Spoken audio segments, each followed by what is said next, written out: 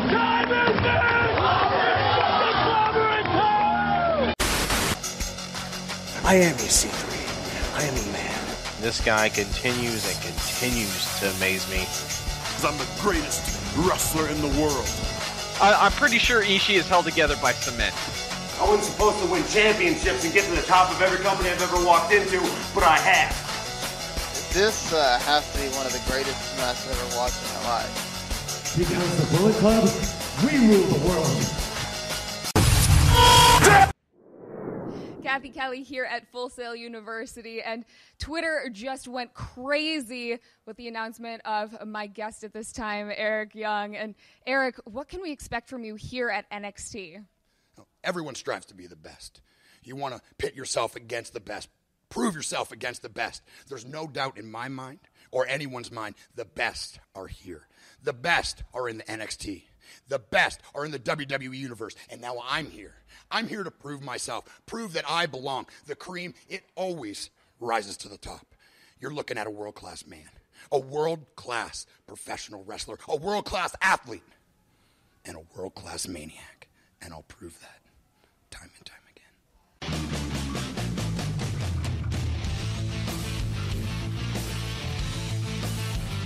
Ladies and gentlemen, wrestling to the mat.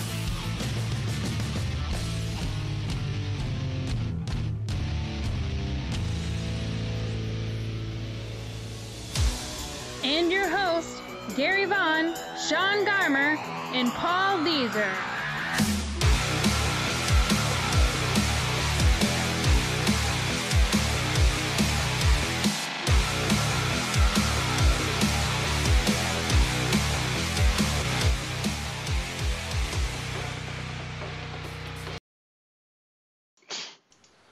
Stupid thing, trying to slide and it will not let me slide, so whatever. Gotta love studio issues. Anyway, this is Wrestling to the Max, episode 193, part 2. We are the Ever Wrestling Fan Podcast. We are brought to you by the W2M Network and in partnership with FormMedia.com and LastWordOnSports.com. And Gary, take it away. Well, welcome once again. Here we are sitting in the den of wrestling. That's right. We are all circled around here, and we are going to have a lot of fun today because we got a ton of stuff to talk about on this show. Trust me, we have a compact show full of big news topics, kind of like the update on RyBack. That's right. He put a whole message out there for the whole world to hear. The WWE heard it, and we'll see if that eventually gets him canned. We don't know yet. Plus, we have some other people even throwing some things out there on the internet. We have Yoshi Tatsu. We also have Cameron. We have tons of people talking and kind of opening that curtain to the backstage and kind of expressing their feelings. So we got a lot of that stuff to talk about today. And, of course, some other big news in the world of wrestling.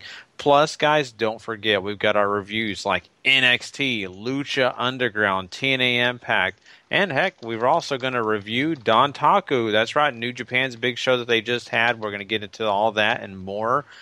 And, there's a big pay-per-view coming out this weekend, guys. If you're not paying attention, you need to, because Ring of Honor and New Japan have Global Wars coming your way this Sunday. So we're going to do our preview of that, kind of give you our ideas and predictions about all that great stuff.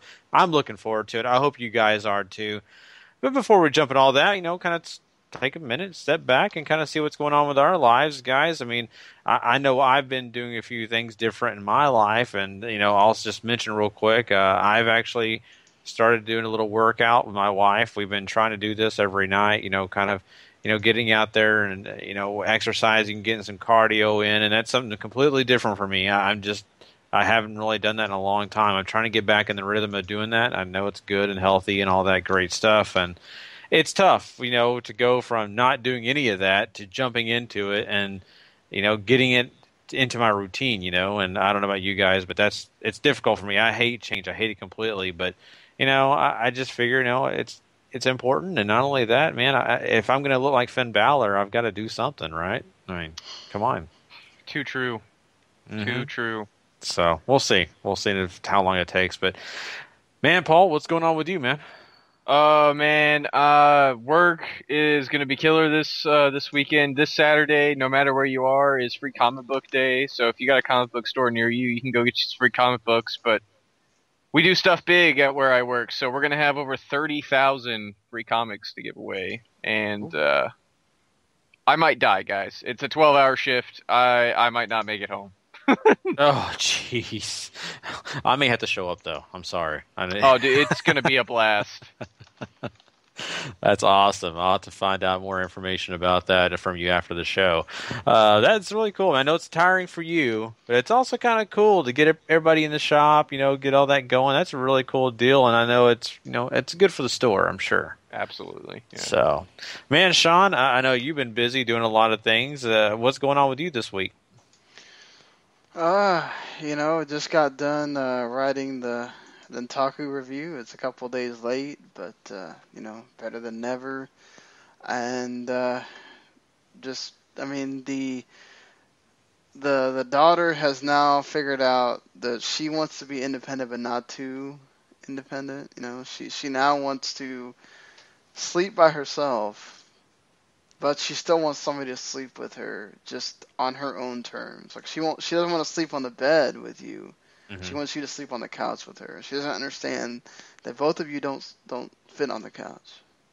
So, she winds up having to, after like an hour of having to chase her around and make her understand that she's either going to sleep out there by herself or she's going to have to just, whatever.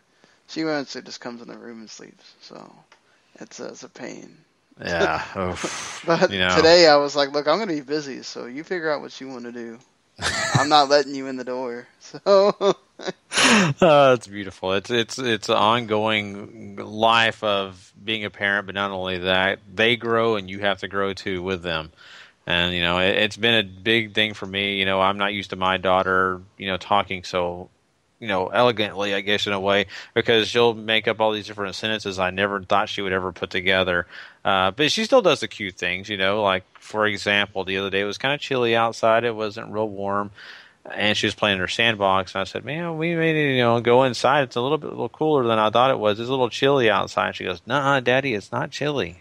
It's not chilly outside. It's mac and cheese outside. I said, wow, okay.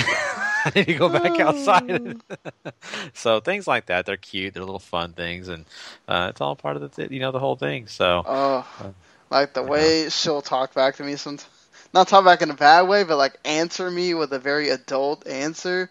I'm just like, wow, is this kid 5 or 15? Like it's like whatever. All right. Oh, it's amazing. It shocks me. I'm like, dude, you're not even 3 yet, and you're talking like this? Come on. Yeah, man. It's crazy. Yeah, but anyway. Well, enough about our life. We have a lot of things going on, and there's a lot of cool stuff. Now that we've alienated all the people that don't have kids. Yeah, they're like, Jesus, guys, talk wrestling, for God's sakes. Ugh. And we are going to talk wrestling, trust me. And I want to make sure I thank everybody listening to us right now and everybody who's downloaded. We appreciate you doing so. I don't get a chance to thank you guys enough. It's a special opportunity to be able to do this, to have us in your ears talking wrestling, and we love doing it every week. That's why we do it twice a week now. Because we love doing it, and we're hoping you're enjoying all of it. So thank you. 3 times this week. Yeah, 3 times. You're right. And if maybe you didn't get a chance to check out Monday's show, we did a Monday show talking Raw and a lot of other big news topics, and we also got to basically do a payback show, which was, we call it Wrestling Unwrapped to the Max, and go check out that show. That was on Sunday night. Hey, if you're part of the W2M network, it's already in your K. Just go look in that, go find it, and play. It's good stuff, so don't miss out on that, guys. But, let's do this thing. Let's jump into some big news topics this week. We're going to do quick hits. We'll do it right now. It's time for wrestling news. Quick hits.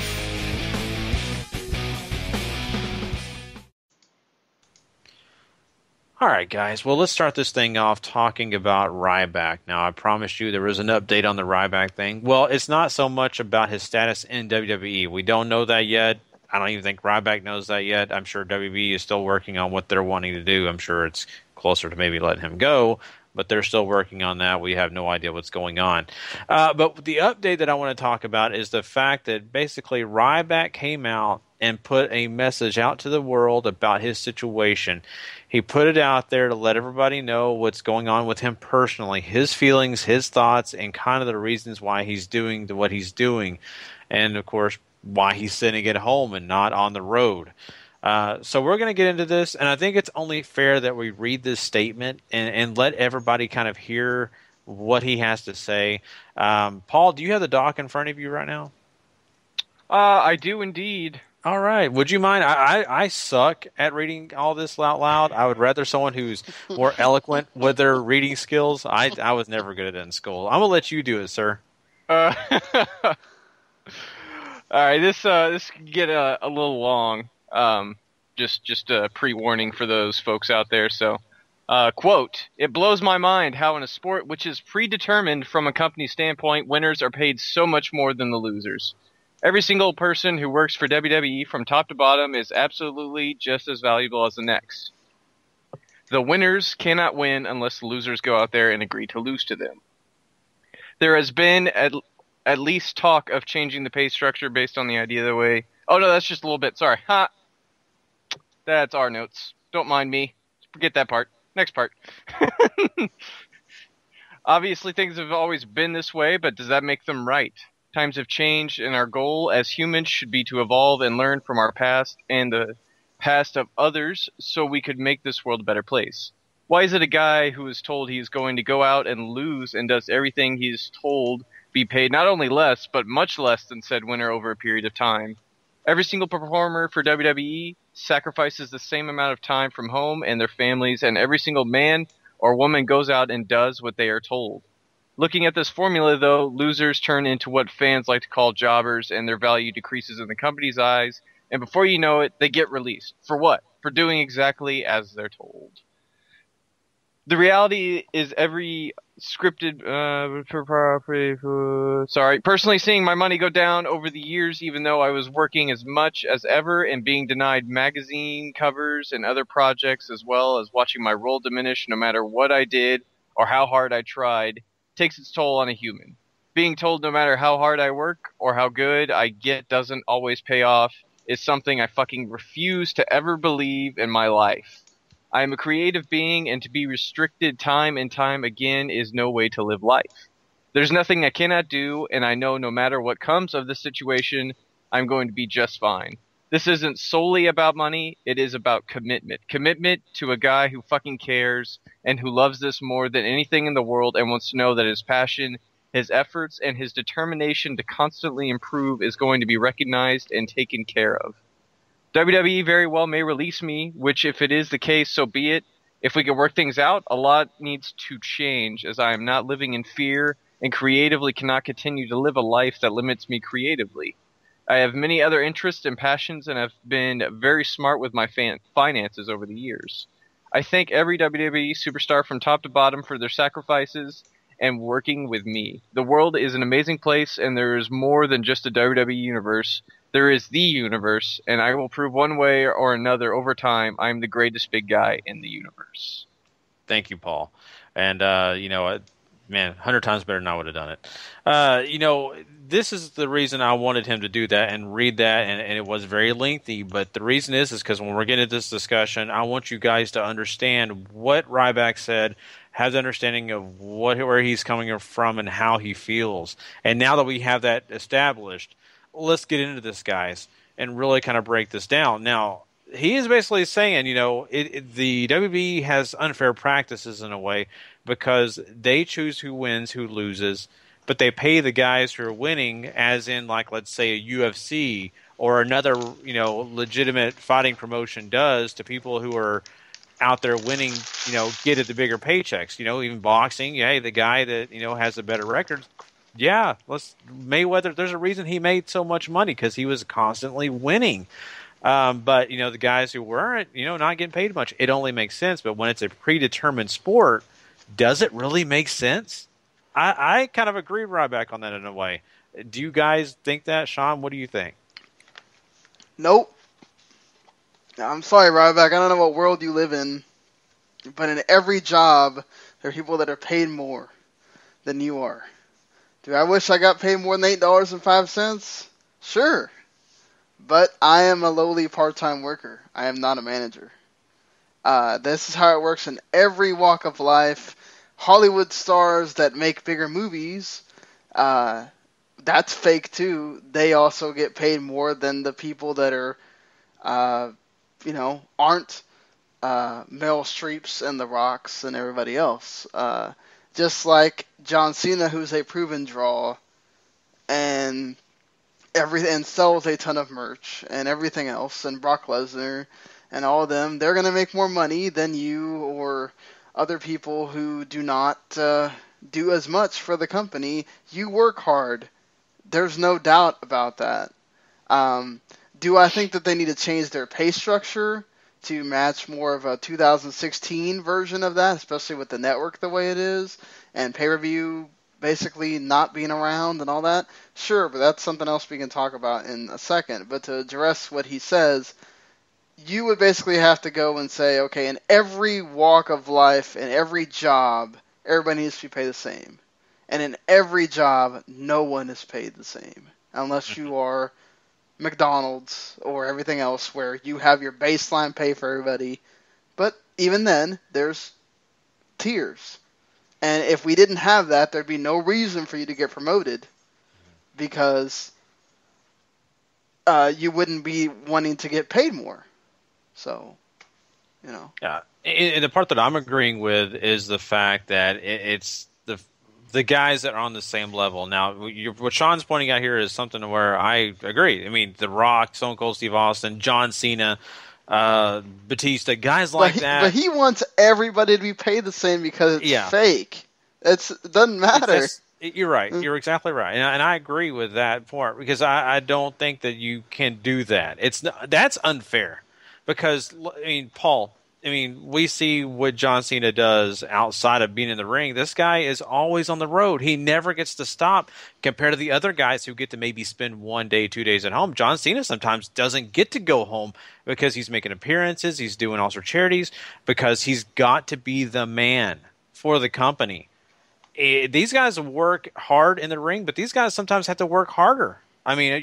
Stone Cold Steve Austin said he never got to slow down. So I don't see where RyBack has a point when it comes to that. I don't think he has a point in the way that he phrased it. Saying that a lower mid-carder or maybe an NXT guy who's getting brought up to the roster or something like that, no matter who he is, even if it's Shinsuke, even if it's a guy like Kevin Owens, whatever, these guys shouldn't probably make as much as you as a main eventer, as you guys pointed out, like a John Cena, like a Randy Orton, like an Undertaker. You could argue Brock Lesnar too, because Brock brings so much to the table, I feel. But to say that they're getting paid so much less, I wonder how much less that is, because if there's such a vast difference and these guys are making peanuts, then that's a problem, because these guys are on the road just as much as everybody else. Maybe not as much as a Cena, like you were saying, Gary, who doesn't have, I'm sure Tyler Breeze doesn't have all these appearances he has to make for Make-A-Wish and all these other things, but they're still, they're still getting made, toys. They still have to go do that. They have stuff for WWE 2K stuff they got to do. So whatever else the WWE schedules them for, meeting-wise. I'm sure we only know the tip of the iceberg of what these guys actually do outside of the already intense traveling schedule in the ring. So to say that maybe the bridge is too far, I don't think he's wrong there. But to say that everybody should be paid the same, I think is a little silly. Mm-hmm. And that's where the change in pay structure for WWE comes into play. The WWE's still on the old system. Where you're paid based off of, how much the house show sells, how much the pay-per-view makes, how much the pay-per-view, if there's a sellout, if you get some of that, merchandise numbers, all that, which everybody gets royalties from merchandise, but some guys get a bigger cut of that, like I'm sure Cena gets a much bigger cut of his merchandise sales than, say, RyBack does. Everything else, almost everything else in sports and and even in certain other forms of entertainment, there's guaranteed contracts. Not just downside contracts where if you get hurt, you still get money, which WWE does that. But there is a certain amount of your contract that is guaranteed. No matter what, you're making this money. You know you're making this money. And I don't know why WWE doesn't have that system right now. Because every other sport, UFC, every other thing has this system where WCW had this system. You make this much money, and I can understand why they didn't want to do it, but I think the time has passed where if you don't give them these incentives, and you can still have the incentives, but if you offer guaranteed money to these guys, they're going to work harder. They're gonna do more because they know I'm providing this much for my family. I'm providing this much for myself. All these things. I get that they're independent contractors and whatever, and they're not employees like a lot of these other sports that you're technically an employee of the team. But still, I think that you need to have, I guess, front side guarantees too, not just downside guarantees that if you get hurt. You need to have guarantees both ways. And this, I think, would quell a little bit of RyBack's problem, that even if I'm not making as much money as a John Cena or Brock Lesnar or whatever, at least I know I'm making this much money, and maybe I'm not going to get all the big perks that I would get if I move up or something, but I know at least I'm getting paid what I'm worth. Mm-hmm. And I like your analogy, Sean, talking about everyday people and their salaries and the way it works in the regular, everyday, casual person's job. And that's the fact that, sometimes you get stuck in a place where you're doing a lot of work and you don't get afforded the opportunity to get a pay bonus. I mean, that happens quite a bit. I mean, you hear about people all the time getting put on salary, not a big salary, but a salary because of the fact that the company does not want to pay you more money. They just want you to work harder, and they just want to pay you the same amount. And this is where I think RyBack's looking at this and saying, well, look, I'm doing all this work. I'm putting my body on the line. I've got all this, and all the other guys are getting paid way more than me doing the same thing, and yet I'm getting, half of what this other guy is. But at the same point, it's just the way it works. You can't really do anything about it. And I think that's his frustration. I think that's where he's coming from. And he's also saying in a predetermined sport, a pen and a pencil are what's determining my paycheck. Because as much as they want, they can put LLLL, WLLL, as in how many matches he wins and loses. That's what determines how much he's going to get paid in the near future. And that is a shame. But once again, it's the position he's in. It's the job he's in, So I feel bad for him. I mean, just like I would anybody else. But on the other hand, there's not much you can do. There's never going to be a union. There's never going to be anything like that in WWE or any other probably promotion. They've done it in some other places, but has never really worked out great. I don't know where these guys go from here. I mean, I just don't. I mean, I've never heard of a wrestler strike, I'll tell you that. Yeah, I mean, I think that's the big difference here is that a lot of these other star-based entertainment venues like football or basketball or ultimate fighting or mixed martial arts or whatever you want to call it, or all these other things, Hollywood, these guys all have unions. They all have different collectives that look out for their interests and all that, and wrestling doesn't really have that because of the way that they're hired and fired and all this other stuff, as we mentioned, the independent contractor thing. But I also wonder if this might not be another, like the way the pay structure is, another form of Vince and the old guard still sort of claiming their power over what they have left in the WWE in spite of all this change. I mean, maybe worker pay is one of those things that has to change for this new era to begin, Mm-hmm. Yeah, they still got to figure out a way to incentivize them for the network. That's still not been figured out yet. And we're bordering on, what is it, a year and a half now of the or we're gonna border on pretty soon a year and a half of the network. And or what is it, more than that? 2 years? I was about to say, I think we're 2 years. Yeah. I mean, how does it really take that long to figure out how much percentage these guys should be getting from the network? I mean, that should have been figured out in their contracts a long time ago. And I'm sure for some of the big guys, no pun intended. I mean, that's already been figured out. But I'm sure for everybody else, it's not been, and that's a problem I'm sure that he has. I do want to point out that I think, Meltzer was talking about in the Observer that over the last quarter century, the best matches and hardest workers far more often than not were people who were working on a guaranteed income. So it kind of quells that theory that I think WWE uses, which is the people won't work hard as hard if they don't get these incentives of, I'll get paid more if I help sell the house or I do this or whatever. And that's the thing, though. They're still not getting any of the money if their match garners more interest, like, say, a Sami Zayn and Kevin Owens, which how the hell are we supposed to know if that helped bring people in or not? That's why all this stuff is very antiquated as far as, like, really going, okay, well, this main event is what sold us on WrestleMania or this pay-per-view or whatever, especially when it's a fallacy, because what sells you on everything WWE nowadays is WWE, not Roman Reigns, not John Cena, they don't make stars. They have the brand WWE, and that's what you go see. Whoever's there, that's what you're watching. And nothing proved it more than WrestleMania 32, 97,000 people in there. Why'd you go? Because you know it's WrestleMania.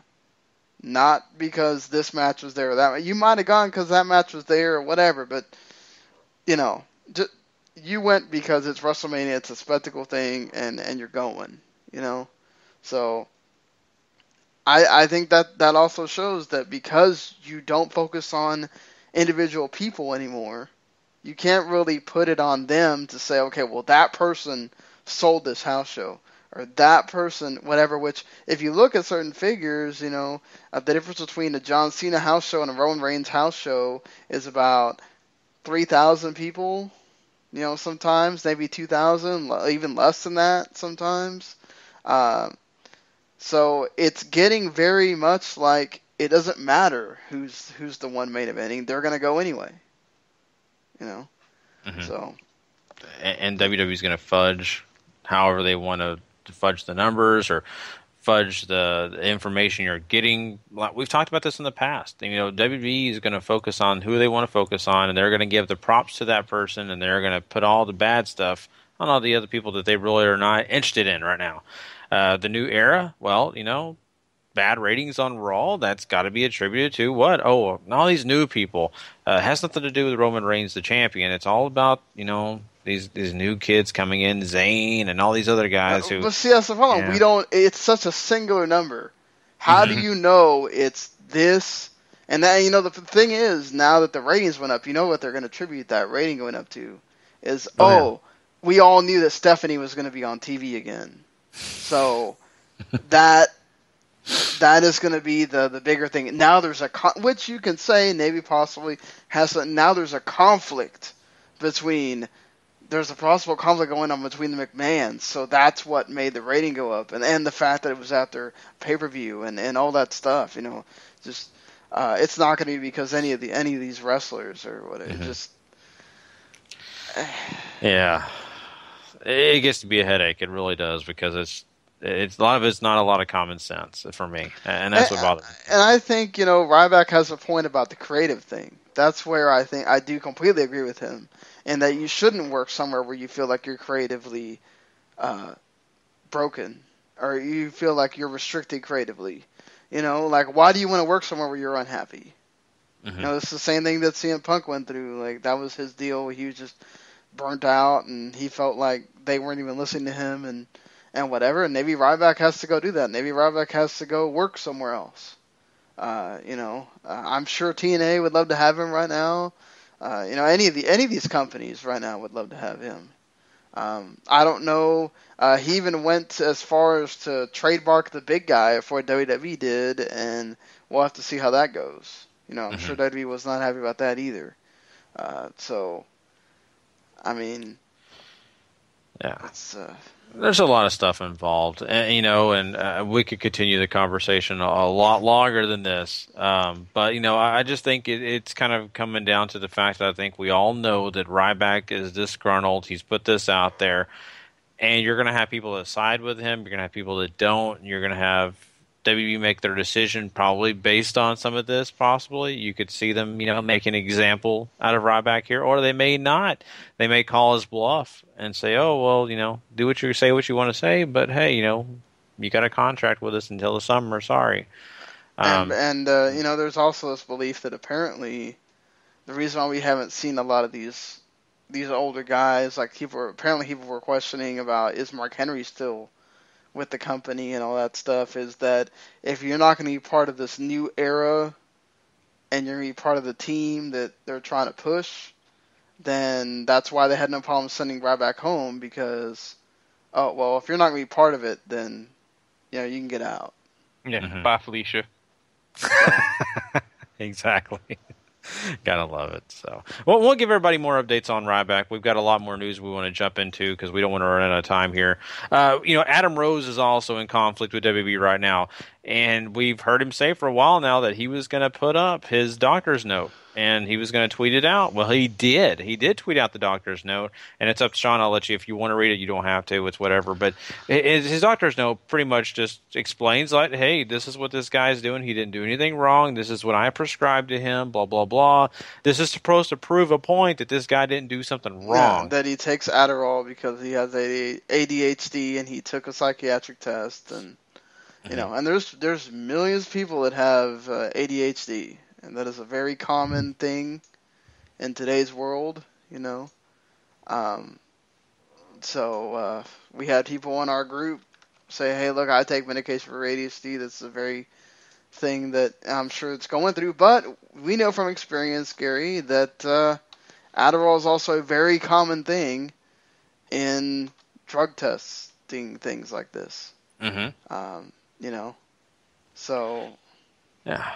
It's, when it comes to the NFL, any organization like that who does drug testing and considers some of the ingredients, something that's illegal, I get it. They have, but see, for me personally, when it's a medical condition, once it's something that's not being abused, I always have that gray line of, come on, you can make the exception here.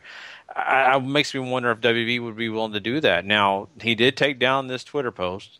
That's no longer there anymore for everybody, and I'm sure WWE had a big hand in that. But it makes you also wonder where WWE's mindset is here, Paul, because, for me personally, it's almost like they're trying to find something, like they're trying to say, hey, you're doing something wrong. This gives us more reason maybe to let you go, or maybe reason to keep you down.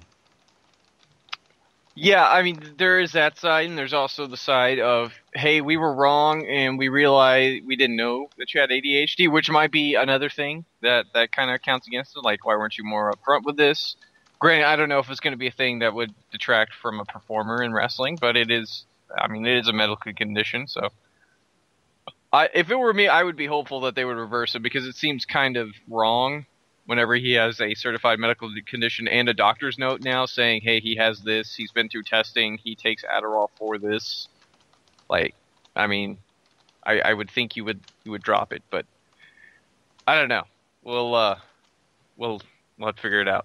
Yeah, we will, I'm sure. He did delete all the tweets now, and WWE apparently reached out to him and apologized.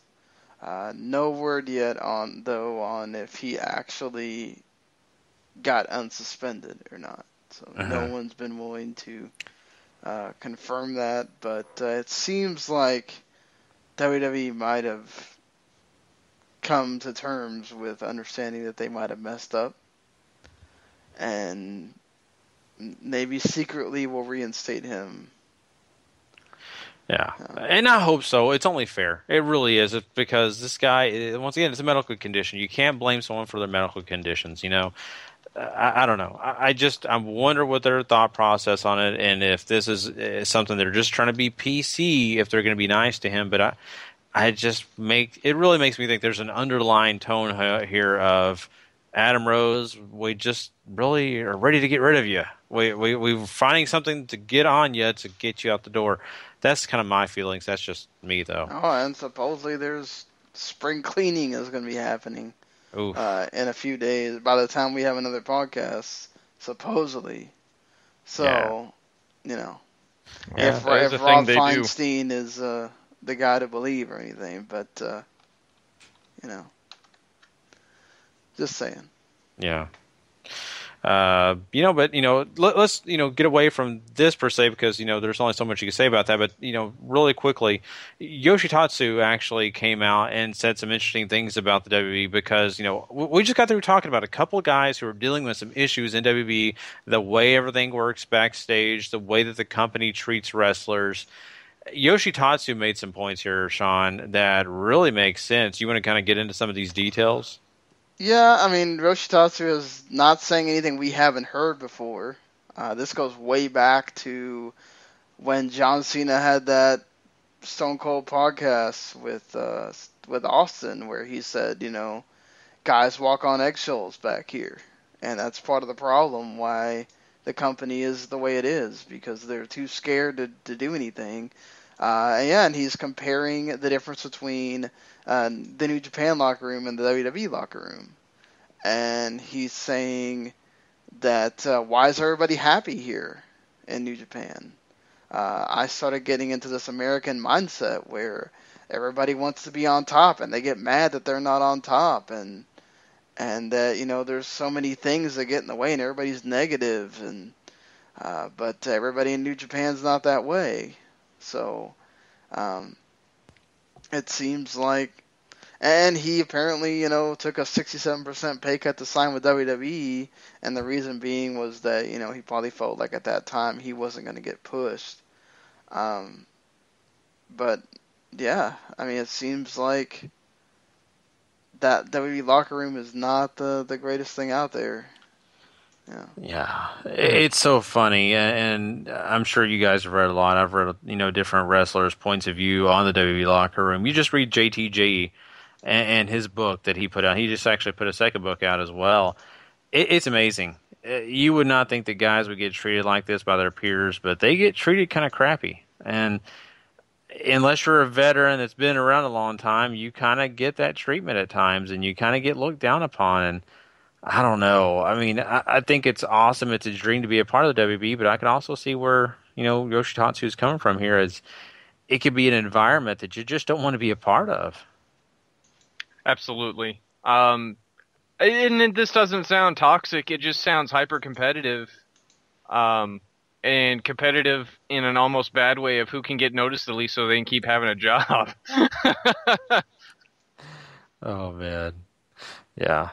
It's really what it is. It is. You're telling the truth here. So, I just thought that was interesting about Yoshitatsu, just kind of reiterating some of the things we've heard, and I think it's up to guys what they want to do. Do they want to make lots of money and deal with the politics, or do they want to go and make lesser money but just have a great time wrestling? That's really a decision you got to make. We've heard guys like Colt Cabana talk about that quite a bit, Going out on your own sometimes is just a better lifestyle. And, of course, sometimes you don't agree with that if you want the money. So let's move on. We're going to run into these really quickly. We might as well go ahead and talk about the other thing that is also an issue, pretty much down the similar line again. Go ahead. This thing with Cameron and her. Well, first of all, we should note that her former partner Naomi has been. She's apparently got an ankle injury. That's why we haven't seen her on WWE TV. And Tamina also just went under some kind of shoulder surgery. So both of them, that's why they've been gone. So Cameron responded to the RyBack post, sort of saying, amen, my brother, for saying that. And then she kind of went on this long diatribe about how her being a celebrity, she understands that she kind of comes under these pressures of she's going to face problems on Twitter and on social media from people that are going to hate on her, and that every day she gets a tweet from somebody blasting her for the Alicia Fox versus Melina match being her favorite thing ever, and the people blasting her for that report coming out that she was doing a pole dancing class, and blasting her for her sucking at wrestling, and even though she's trying to improve wrestling wise, and that she's been stifled creatively as well, and that people she feels like she's being cyberbullied. And this goes beyond the whole being a celebrity thing. I mean, just kind of, I don't know if you guys got to read this or not. I posted it in the group, and we had some different responses here. But, I mean, what did you guys think about this? Do you think that this is in that realm of you're a public figure, you kind of got to deal with this kind of stuff, or does it go beyond that for you? I think this is the public figure thing. Like, we see celebrities read mean tweets for fun now on Jimmy Kimmel and these other these late night talk shows. Obviously, there are a lot of haters out there. And that's going to come with any type of public figure job that you're doing, especially in entertainment. And when you come into wrestling, which is its own peculiar thing, as we'll say time and time again on this show, and probably anybody else you talk to about wrestling, you're going to have a special type of hatred, and one that doesn't forget, especially when you say something stupid, like Alicia Fox and Melina being your favorite match. Yeah. I think we do need to remember that everybody takes things different ways. A lot of people don't have the quote-unquote thick skin to be able to deal with things like that.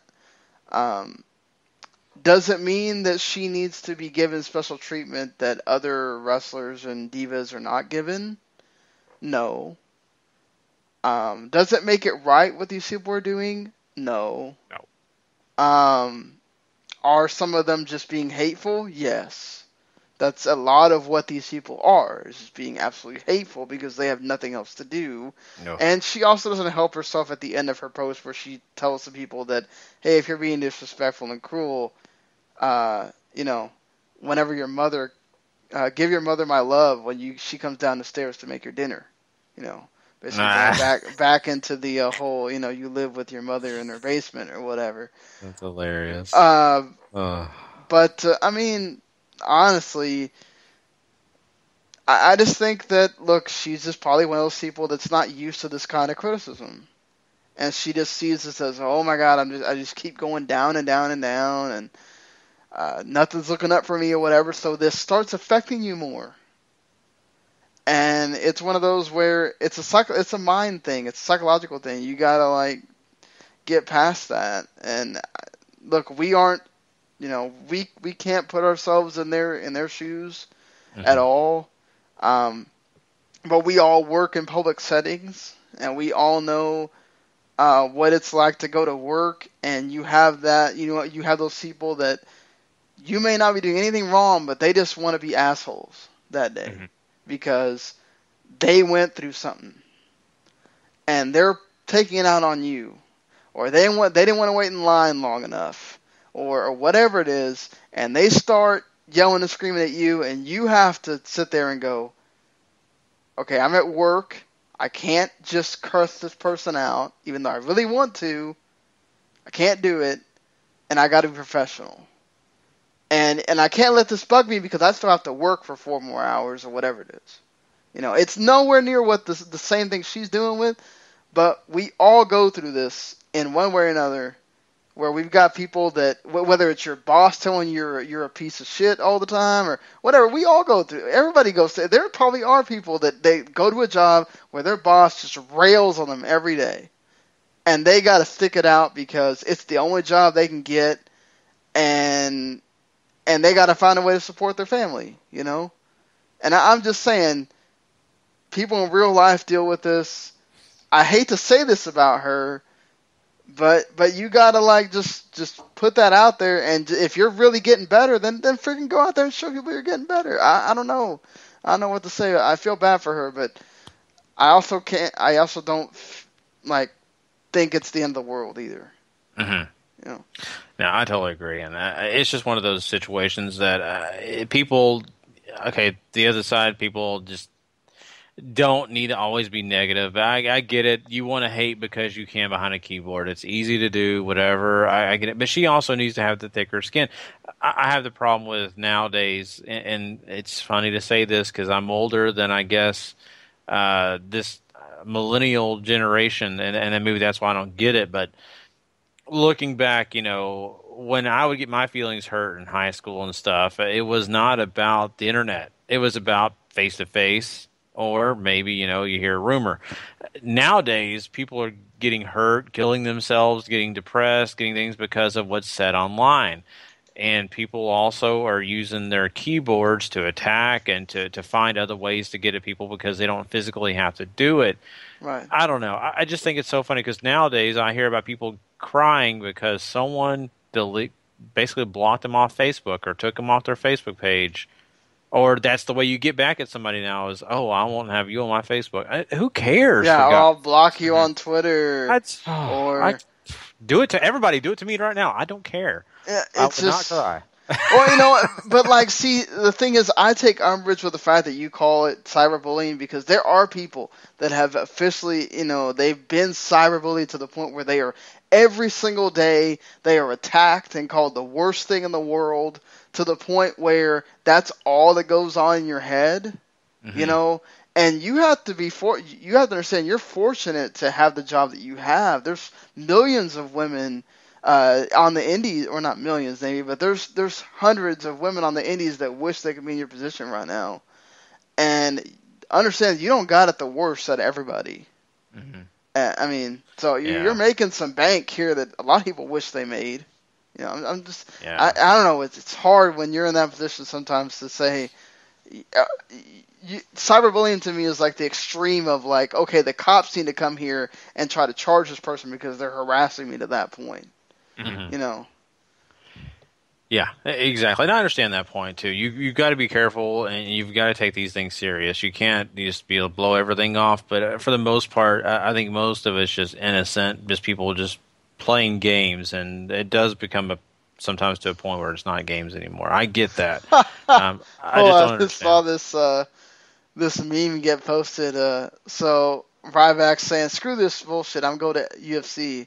And CM Punk's like, "Did he just say UFC? Oh man, I quit again." Yeah. Ooh, yeah, we've heard that discussion about CM Punk and RyBack. Oh man, so yeah, I mean, we'll figure out more about this whole thing with Cameron, but you know, it's just the whole society's dealing with that, so I just you never know. Well, we are running so long on Quick Hits, guys. We've had excellent conversation. I don't care. Time limit, whatever. This has been great conversation. We're going to run through some of these other news topics very quickly, though, so we can get on with it. We'll probably spend another hour on this show talking nothing but reviews and previews. This hour will all be about news, though. Let's jump into the fact that Mick Foley is going to be doing a podcast on the WWE Network, and it's going to be Shane McMahon as his guest, and it's a tell-all, guys. What do you think about that? Very intrigued by this.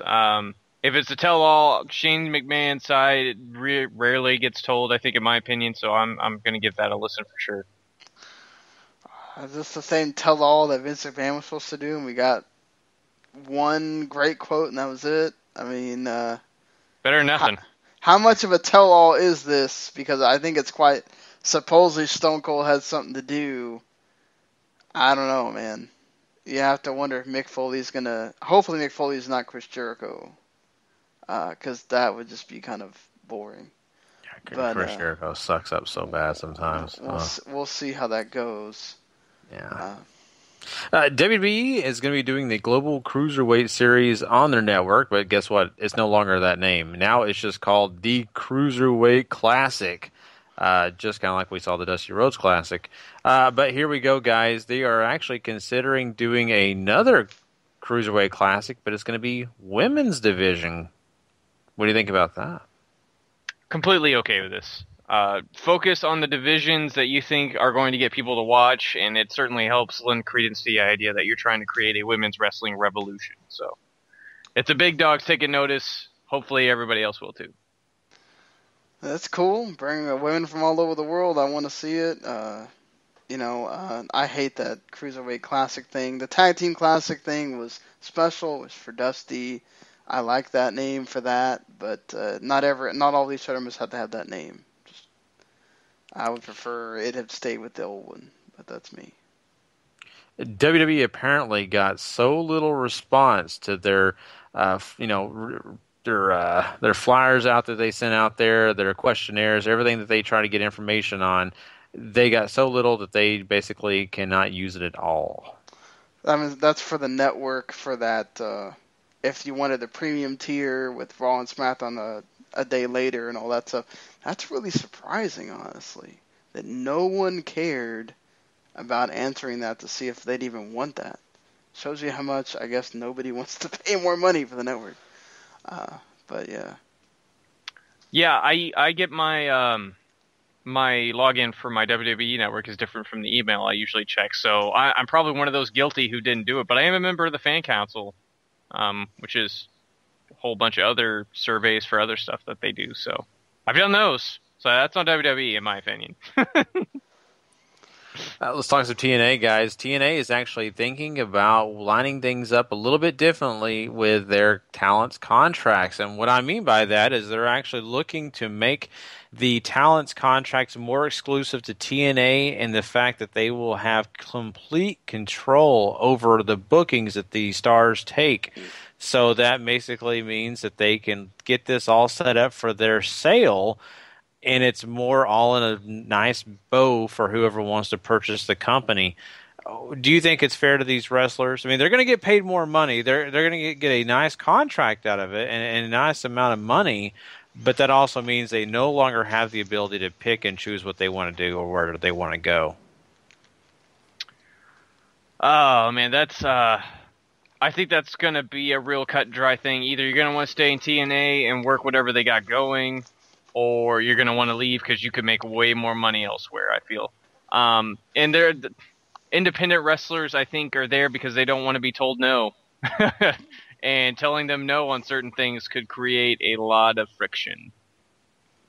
Yeah, I wonder if there's going to be certain big stars that are not going to take this necessarily either. They don't want to be told that I can't go make this big payday like, Bobby Lashley did for AAA, or not AAA, for Lucha Libre Elite and all that stuff last week. So, I mean, they want to be able to kind of do their own thing, and now TNA is going to be the one controlling their bookings and all that, and who knows? Maybe TNA only wants to work with certain people, and that kind of sucks for them. But I can understand TNA on this point, too. They want to make it easy for everybody, saying, okay, all these guys are exclusive, and these girls are exclusive, and so you have this much of a talent roster. Do what you want, whatever. On June 5th, AAA is returning to pay-per-view with Lucha Libre World Cup, guys. And that's, of course, going to include other promotions like TNA, of course. They're also going to have Lucha Underground as a part of this, and maybe even some other Japanese promotions involved. And Sean's favorite part is the fact that Josh Matthews is going to be calling all the action. Oh. Shoot me now. I'm not watching this if that's the case. I think we talked about this show last year, too. It's a trios tournament. Trios tournaments are, I just enjoy trios matches in general. They're a good time. I can always watch it on mute, so. True. I like the fact that they're going to have, either women's teams or women as part of the teams in the tournament. So that's cool. Someone who may not be a part of that at all, and it looks like not at all, will be, of course, Octagon Jr., or a.k.a. Flamita. there apparently was a situation where he decided he was done. So I guess AAA will be moving on with the Octagon Jr. character, but without the guy they currently had. Well, if I was Octagon Jr., I wouldn't want to deal with that crap with Octagon either. I do not want to have a bunch of dudes in suits trying to kill me over the Octagon thing.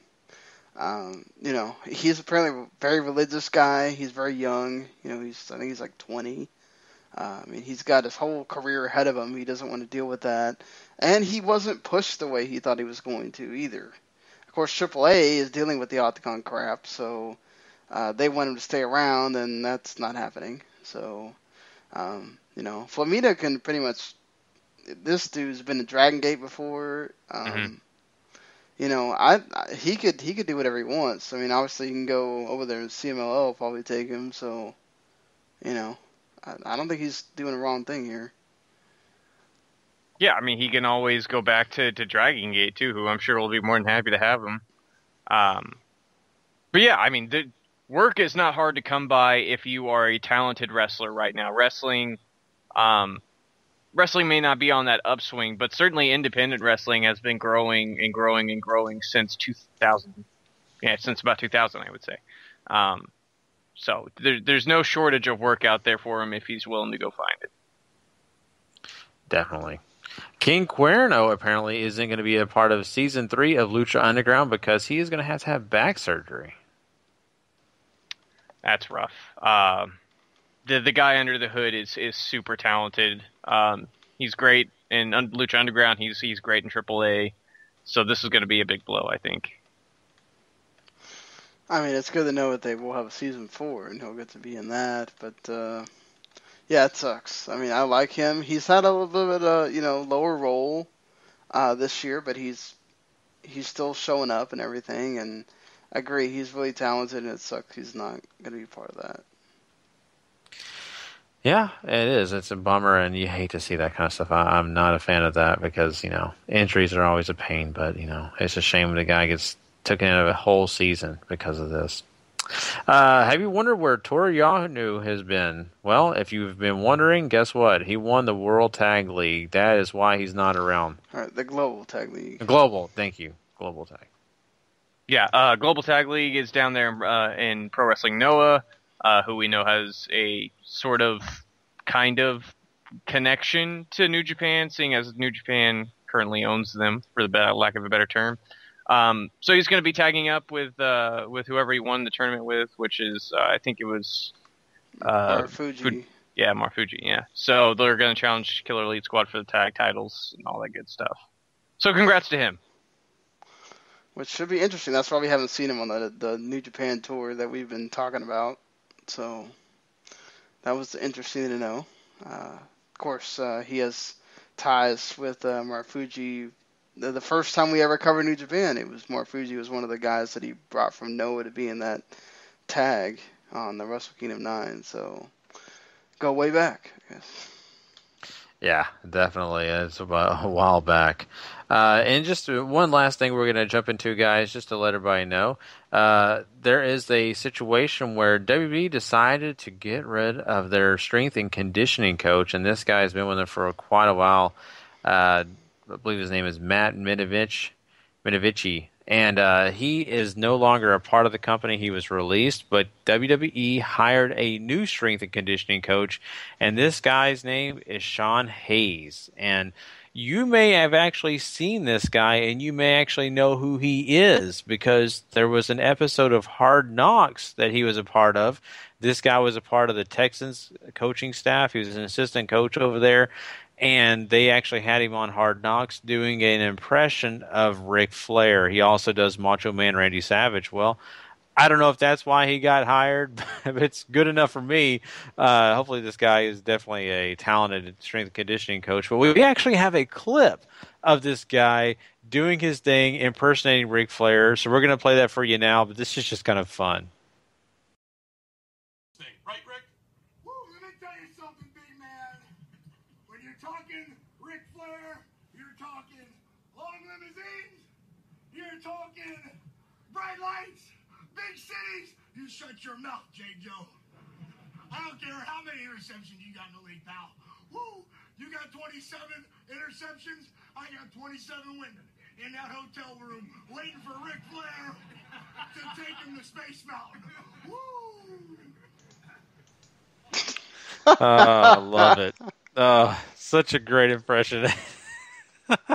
So, Sean, I mean, you said it pre-show. This may rival Jay Lethal.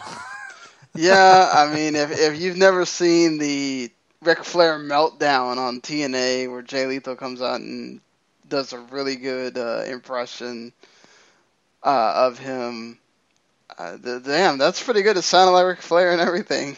So. Oh, you gotta love it, and I just gotta have a little fun. So there you go, guys. That is quick hits for the week. We are gonna be, of course, doing more next week. If there's any big releases, any big things like that, you'll catch it Monday night if you want to listen live. Of course, Tuesday morning on the download. But now it is time to get into some reviews, guys. We've got a lot of great shows to talk about. Some cool things happened this week. Right now, we're gonna move on, and we are gonna talk some NXT. We'll be right back after this. Oh, we're not gonna do the SmackDown thing. I am sorry, Sean. We'll do SmackDown first. I'm so sorry. I always forget about SmackDown because we're not used to doing it. So let's do SmackDown. You're right, Sean. Hold on. Now you got me all. Well, it's because I'm not used to it. We do have SmackDown music. I think everybody got a chance to hear that last week. So we'll just have to find that music clip again. Yeah, but I mean. The show was, for the lack of a better thing, they really, people talk about the show being a lesser version of Raw or whatever.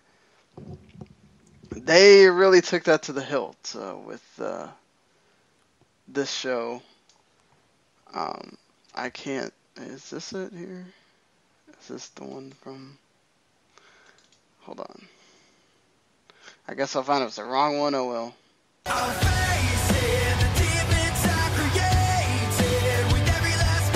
WWE SmackDown. Alright, yeah, I found the right one. Okay, but anyway, I mean, the main event of this show was supposed to be Gallows and Anderson against the Usos.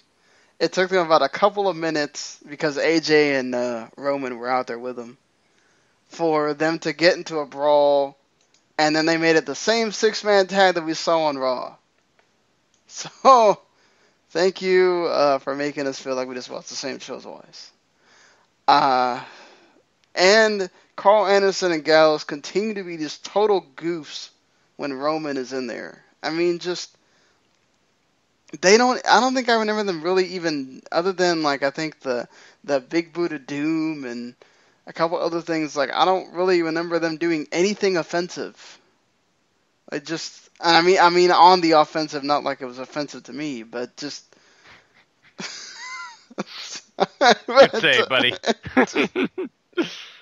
But, I mean, like, it's just, it really makes them feel like they're just goons. It doesn't make them feel like they're important to the show, whereas the Usos always, get their stuff in and whatever, and it's not making them look like they're important. You're really making this a big deal about them coming from Japan and all that stuff, and of course Morrow being there, and he did a bigger job of alluding to the Bullet Club than even JBL did on SmackDown before, Lawler cut him off. But I mean, just you're gonna make this a huge thing. You need to make them look like, like they're actual threats, instead of making it to where Roman just beats them up every time they come around. Mm-hmm. I don't know what you guys think, but it's just that's kind of my impression of them every time I see them. I mean, it's been an up and down run. I still don't... WWE is working their way through this angle, and I think they're trying to figure out exactly how serious they want to take Anderson and Gallows. I think they know what they want to do with AJ, because AJ sells merch. So clearly you push that guy. Anderson and Gallows, they seem sort of wishy-washy on, Yeah. I think they're in a holding pattern in a way. I think they have a plan, but they can't execute the plan just yet. So these guys are in that holding pattern, and right now it doesn't look so good. I'm hoping that they execute whatever plan they have in place. They also did further the little story of AJ. Anderson and Gallows believe that AJ can beat Rowan by himself, but he's got to get extreme guys in order to do that. Somebody call Jeff Hardy.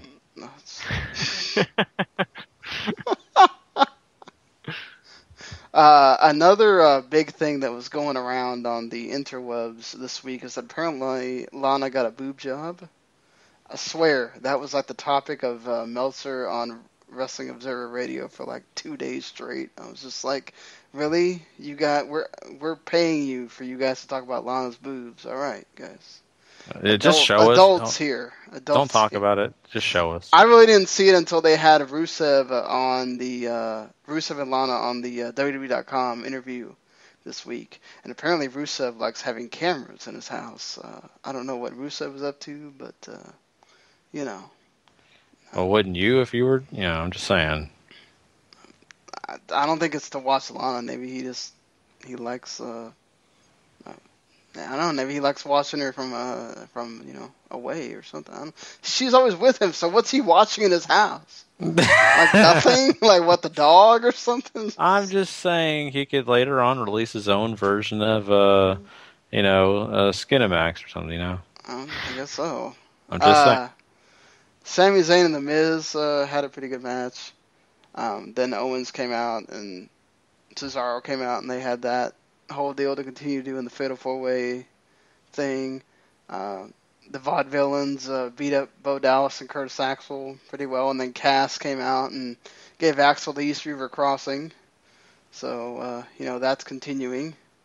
Good to see that Cass continues to do well by himself. And Becky Lynch and Natalya beat Emma and Charlotte, and Emma was made to tap out again. And Emma can't buy a win at this point. And she won on Raw, didn't she? Yeah, she did. She won on Raw. Oh, she did. I don't know why I can't remember. She tapped. Does she tap Lynch? I can't remember if she would just pin her. I think she pinned her. She pinned her with the Michinoku driver. Oh, that's right. Yes, you're right. And Rusev squashed Zack Ryder. So make Rusev look. They were making a big deal about, oh man, look at that physique Rusev has now. Rusev's so strong. All this stuff. It's like, okay, guys, all right, we get it. They're making a big point about pushing Rusev. Seems like, so that's good. Even though Kalisto came out and did a hit and run attack on Rusev, they kind of make him mad.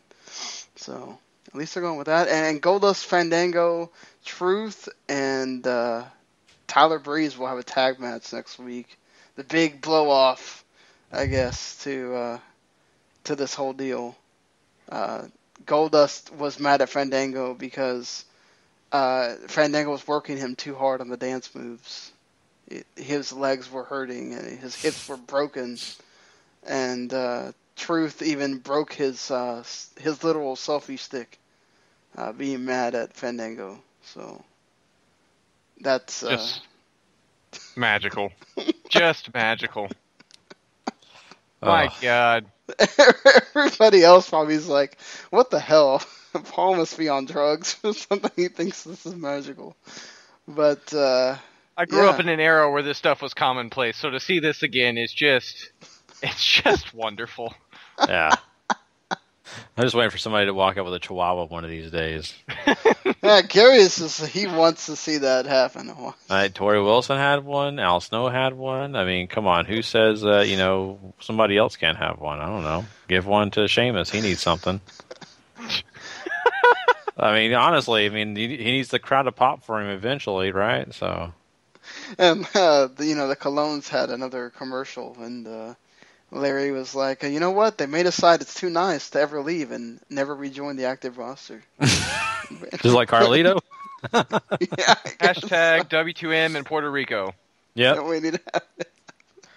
So that's SmackDown. Yeah, someone help us get that Kickstarter going. Do it for us, We're not selfish. Someone else help us. I mean, they keep telling us all these great things about it. We might as well Yeah. Figure it out. Down. How to get there. Anyway, well, there you go, guys. That is your SmackDown review.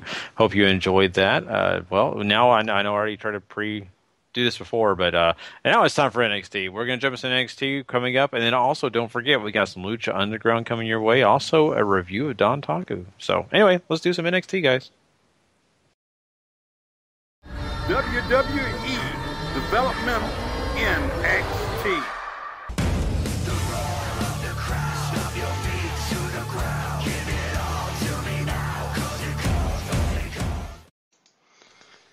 All right.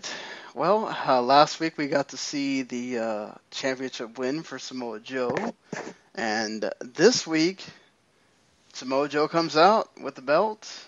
And he is sitting there telling everybody about how there's no one out there. That he's pretty much consistent, just like death and taxes.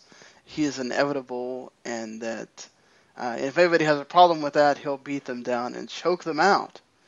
And then Eric Young comes out. I love it. And there were holy shit chants and EY chants, and everybody was fairly happy to see him except for Paul. And that's what he sounded like when he did the promo too. And EY said, "Look, I know you. You know me. I know what you're about. And I collect those. I collect those championships. And God."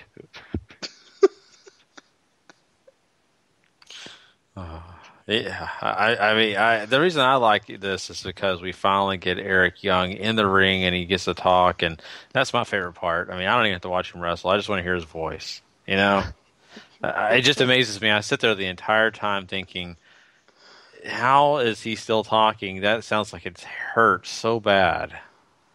Like my throat hurts. Like one of those really bad chain smokers. Yeah, but I mean, I guess this isn't everyday voice. It's just to me, it's like, man, it sounds like he's like having trouble breathing. It's like you're straining your voice as much as you can, you can't breathe. It's worse than Kane when he had the voice. Yeah. I mean, and I'm surprised there's not a burr that was growing in that beard yet. That's what I'm waiting on. Oh my god. Hey, look, I mean, the fans were happy to see him. This kind of makes sense, I think. I would not be surprised at all if the next TV tapings when we see Bobby Roode and he goes through this again, whereas another familiar face is in his way before he gets to the next takeover. My goodness, I mean, is the entire TNA roster coming over? I mean, might as well. What else are they doing? Almost, when we were announcing everything that we were going to do tonight, I almost said, hey, we got 2 Impact Wrestlings for you tonight, guys. I almost did. But I wanted to be fair to NXT, but it's Bobby Roode at it. I mean, what's going to happen next? I mean, I really am waiting for Robbie E to walk out. You got Austin Aries on the show, too, so... Yeah, I mean, hey, I'm totally cool if they have Decay show up now. Let's do that. I'm sold on that happening tomorrow. I don't know about that. Gary. But I'm just saying, I would be okay with it. I'm good without seeing Crazy Steve. And are you? Why? It's the best thing. He doesn't do anything. He doesn't have to. What does Eric Rowan do? What's Abyss gonna do? Be old? What a great job. Man, I'll tell you what, the best part about this opening promo was that Samoa Joe opening about how he's a murder machine, and then EY comes out, and then I already know, but this being NXT TV, that EY is going to die. So, props there. Speaking of people who are going to die, Tessa Blanchard dies rather quickly tonight, Jax. She did come out with music this time. She didn't get the jobber entrance, so... who knows? Again, WWE is courting Ricochet, so this could have been a goodwill thing for her, which now we know he's at least not showing up until somewhere in August, if at all. So beyond that, I mean, not pretty much your Nia Jax squash match. But a question, and I heard this, and I'm blanking on the name, but a former manager's daughter is going to start wrestling, and she actually just had a match on those NXT tapings as well. I'm blanking on the name though, Paul. Oh, was it with the Freebirds? The manager? I'm trying to think who it was. Anyway, well, we can move on. I just remember hearing about this NXT. I'll look it up. Keep going. Okay. I mean, it's squash for Nia Jax, man. I don't know what else. Right. Yeah. Yeah. I mean, really, whether they're trying to court Ricochet or not, and this has anything to do with it, I think is secondary. They have the opportunity to add a very dynamite women's wrestler, a young women's wrestler with a name that speaks to both, indie fans and older wrestling fans. And she's a heck of a talent. You let her run around in NXT for a while, she's gonna be money on that main roster. So I would sign her quick, fast, and in a hurry. I mean, they just had her down on the table for 3 talking about it. So I mean, you'd think that they would really give her a shot here. I mean, if anything, you're in NXT, you'll go through the same thing like Arn Anderson said. He may not be there coaching her, but somebody else will, and they'll coach all that stuff out of her where she apparently likes to get in fights and whatever, or she won't be there very long. So, right. Austin Aries has his best match on NXT against Ty Dillinger. 10. Yes. And we get to see a lot more of Aries. I think this is the most we've seen of Aries as far as like what we know his moveset is here with Ty Dillinger. And look, this is why Ty Dillinger is good, because he brings this out of you here. Excuse me. Yes. Ty Dillinger's that perfect mid-card worker who will get the best out of anybody that WWE decides to bring up. He's a guy with a wealth of talent and somebody who I really hope gets more than a fair shot at what he's doing now in NXT. But certainly this doesn't. I mean, there's a slew of great workers to work with, so I'm sure he's not hurting for anything, honestly. Yeah, no, and this is fine. I didn't have any problem with it. Once again, another guy from TNA. Just gonna point that out. But yeah, this was okay. Yeah, I think Aries actually even has the interview right before the main event, so it's like you go from a TNA segment to another TNA segment. Well, yeah. Jeremy Borash is here at NXT to talk. I'm waiting for that. So we can boot him off NXT really quick, faster than Rich Brennan. I feel bad for him. Anyway, the Hype Bros against the Revival. What's his face? Mojo does the pounce. That's all I really remember out of this, other than the Revival are as great as always. Yeah, Squash City, really. God, it's hard to be mad. The Revival are great, and the Hype Bros, I think, are just that tag team jobber to the stars sort of thing. Feel bad for Zack Ryder. Yeah, but that's just once again, just part of that. I don't know. I almost want to say RyBack situation. But not. I mean, the poor guy puts his heart on the line, just never can get much. True.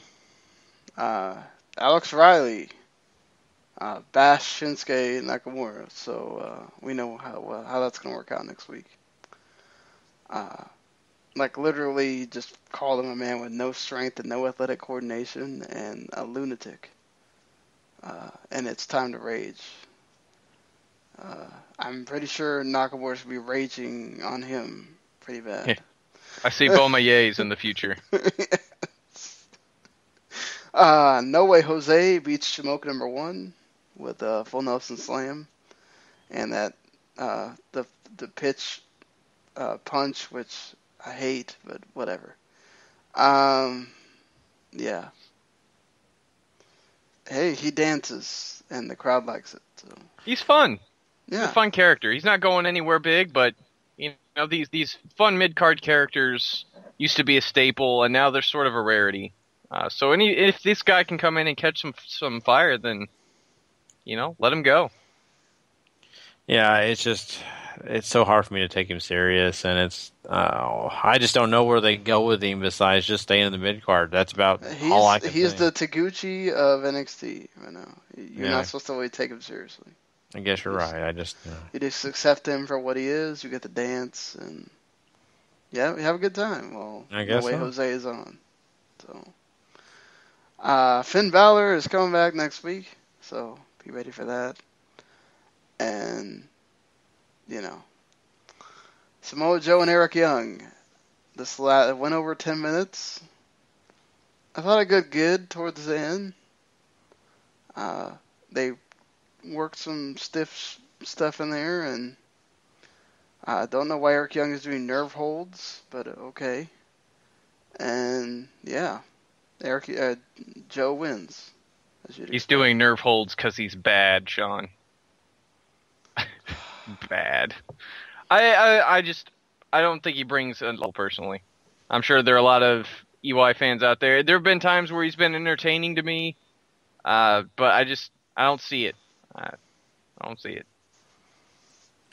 It is what it is. I mean, this is just a way to, get everybody excited to see this match, and we've seen it 100 times probably before, but it's just, it's in NXT, it's kind of new, so it is what it is. I'm just, I'm glad to see that we had, Samoa Joe look good in this match, and it wasn't silly. I mean, that's about it. Yeah. That's NXT. All right, guys. Well, I never really found out that person. If I find it later on in the show, I will tell you whose daughter Alexa Bliss face offs against. I think Garvin. I think you're right. I think you're right on that. I could not remember who it swear was. He said something at the Hall of Fame about him having a daughter. Yeah, well, it may be. Rachel Ellerling. Yes, there you go. That's Thank who you. it is. Yes. That's the Legion of Doom's old manager's daughter. Okay, I knew it was a manager. Thank you so much. Okay, perfect. So there you go. So you'll be seeing that match coming up in the future on NXT. I'm really curious because Blanchard did so good. I wonder if she's as good as Blanchard. So. All right, guys. Well, we are going to talk some Lucha Underground next. And don't forget, we also have some other great stuff coming your way. And, we'll also be doing later on in the show something really cool we always do, and a Superstar of the Month, a Superstar of the Year. You don't want to miss that in this show as well. So just stay tuned. But right now, it's not Lucha. the year. But, oh my God, the year. The week, whatever. We had a Superstar of the Week, and we had a Superstar of the Month. And, of course, we also have a Match of the Month for you guys. So, yes, you're going to have to wait till January for that, son. So, Lucha Underground.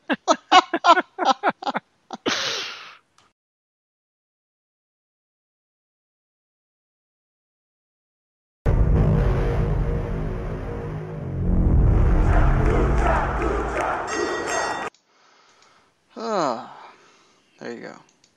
Awesome.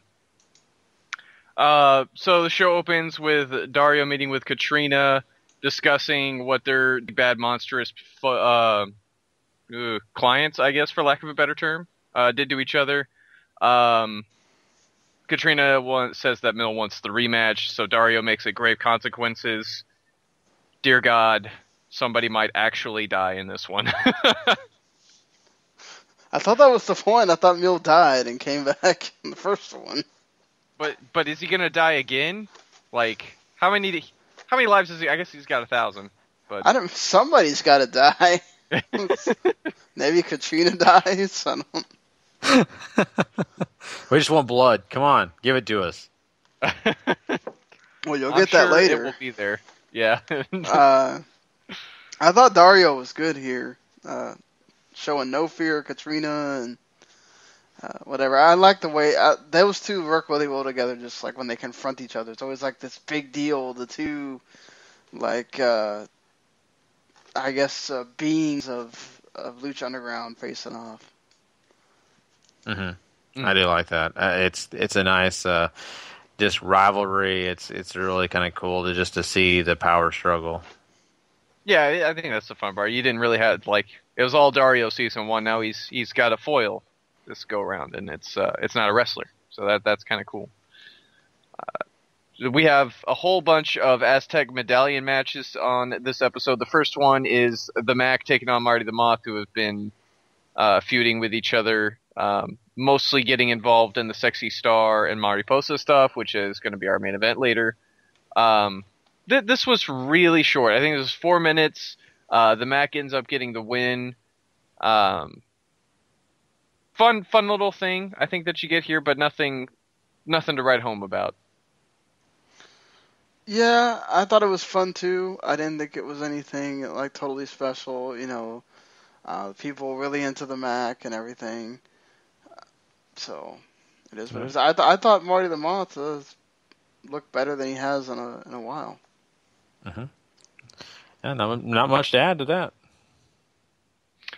Yeah, so then we cut to the back. Katrina meets with King Cuerno to hype up the match that he is having for an Aston with Sinestro de la Muerte, who is the last of the Putty Patrol alive, who has eaten a heart and pretty much survived by good graces.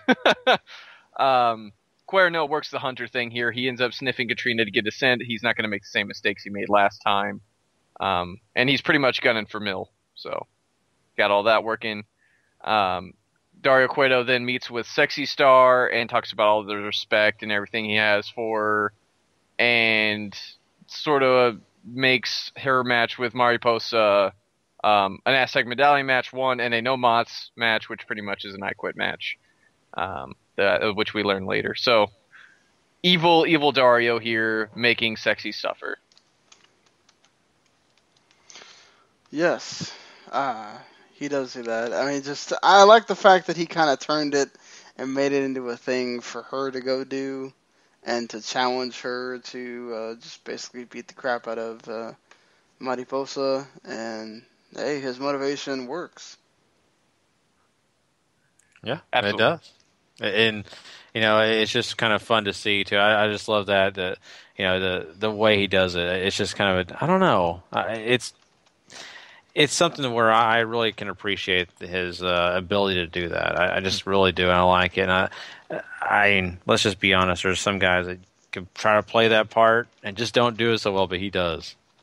Yeah, he has these mannerisms whenever he sees in that chair that just make him look like the evilest dude alive, Yeah, exactly. And you try to see other people do the same thing, and it's just like, don't believe it, don't care. Yeah. So then we get another Aztec Medallion match, Sinestro de la Muerte taking on King Cuerno. I think this maybe reaches 2 minutes, with Sinestro getting the win. So almost a squash here, which is kind of odd. I really did too. I thought the same thing, because I thought, these are important matches. These are really big deals, and here we are. This didn't take any time. I questioned if they were short on time or something, because it was kind of weird for this to go so quick. Well, it's a very important character in King Cuerno. It just gets beat like that too. True. So then we cut backstage to what might be my favorite pairing in wrestling right now. Famous B meeting with Masquerita Sagrada in the gym, one of 2 locations that you're allowed to have a promo in Lucha Underground, and told Sagrada that it was time to become famous and that he's going to have a match with a current holder of a medallion for that person's medallion. So there's some intrigue there. And then Chavo meets with Dario. Chavo wants a medal. Cueto tells him he doesn't really deserve one because Chavo is a loser and repeatedly fails to seize opportunities given to him. And also no one likes him. God, Dario. You cut deep, bro. What's life like being so savage? I like how he can be so serious in one promo, and the next promo he's like, Chavo, really? Like, what the hell are you doing here, man? Like, it's like nobody gives a crap about you, dude. I just really wanted to, it just kind of upset me. I wanted to walk in that office and look at Dario and say, look, dude, this guy is an excellent golfer. Do you not remember? Anyway. So Masquerita Sagrada's match is up next, and he's taking on Cage. You know how this is going to go. Yeah, but it doesn't make it any less funny. Melissa Santos' expression while she's announcing Cage's name too just gives it even more the meaning that she wanted to have. She's like, "Oh, really? Okay. Here's your opponent." And he's sitting there praying and doing all the famous V's, acting like he should still be able to beat him. Like, no, man, that's just not happening. At least he gave it a shot. Yeah, the run around, like the traditional run around before Cage just decides to be merciful and end it. And then somebody who makes a huge mistake is Chavo, who comes out and steals Cage's medallion. Ooh. And he's like, "You just got robbed." Like, no, you literally just got robbed. So that moves us into our main event, the No Mas match for the Aztec medallion between Sexy Star and Mariposa. Little slow at the start until they start getting into the brawling part on the outside, and then it's ramped up to 20,000 there. These girls go out there and give you everything they got. You get some Mac and some Moth interference that's sort of kept light, which is appreciated. Sexy Star ends up getting the victory. But man, this was really, really good. I could have done without the Marty the Moth and Mac interference. Again, this is where I have a problem. Just like, WWE does this, that it's, if we're gonna poke at one, you got to poke at the other. I get that this is her brother. I get the Mac has been kind of protecting her, or whatever. But you want to do these intergender matches or these women's matches, which they do more intergender than they do women's matches. And you want to make them feel important. You don't have the men come in and be a part of the thing. Just let it be about the women. You're going to have the main event. It's about them. Mac already took Mighty the Moth out earlier. There's no reason why he needs to come out here. I thought they were handling themselves well. Like you said, it's slow to start. It took a little while for it to kind of get into a thing. I thought they were going to have the referee get involved too much with asking for the no mas or whatever, but it eventually kind of cooled off, and we got into it getting real heated towards the end there, and that's what you like about these I Quit matches, when they really get into it, and the stuff with the scaffolding was good. Once Sexy Star got bloodied up a bit, it was also kind of a shock to see, because you don't see that, the women bleeding and all that. So, and then at the end, just Sexy Star just kind of loses it a bit and goes after her. So,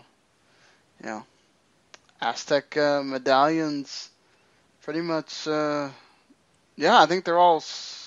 I think you got one left, maybe. Yeah, one left. 3, 4, yeah. Yeah, I mean, that was the one thing Sean pointed out there about the blood with the women. That was something that was kind of surprising to me. I thought that was great, because you don't get a chance to see that on a normal basis. But a pretty decent match here. I'm not a big fan of the interference either, but it all worked out to where it needed to be. So I'm okay with it.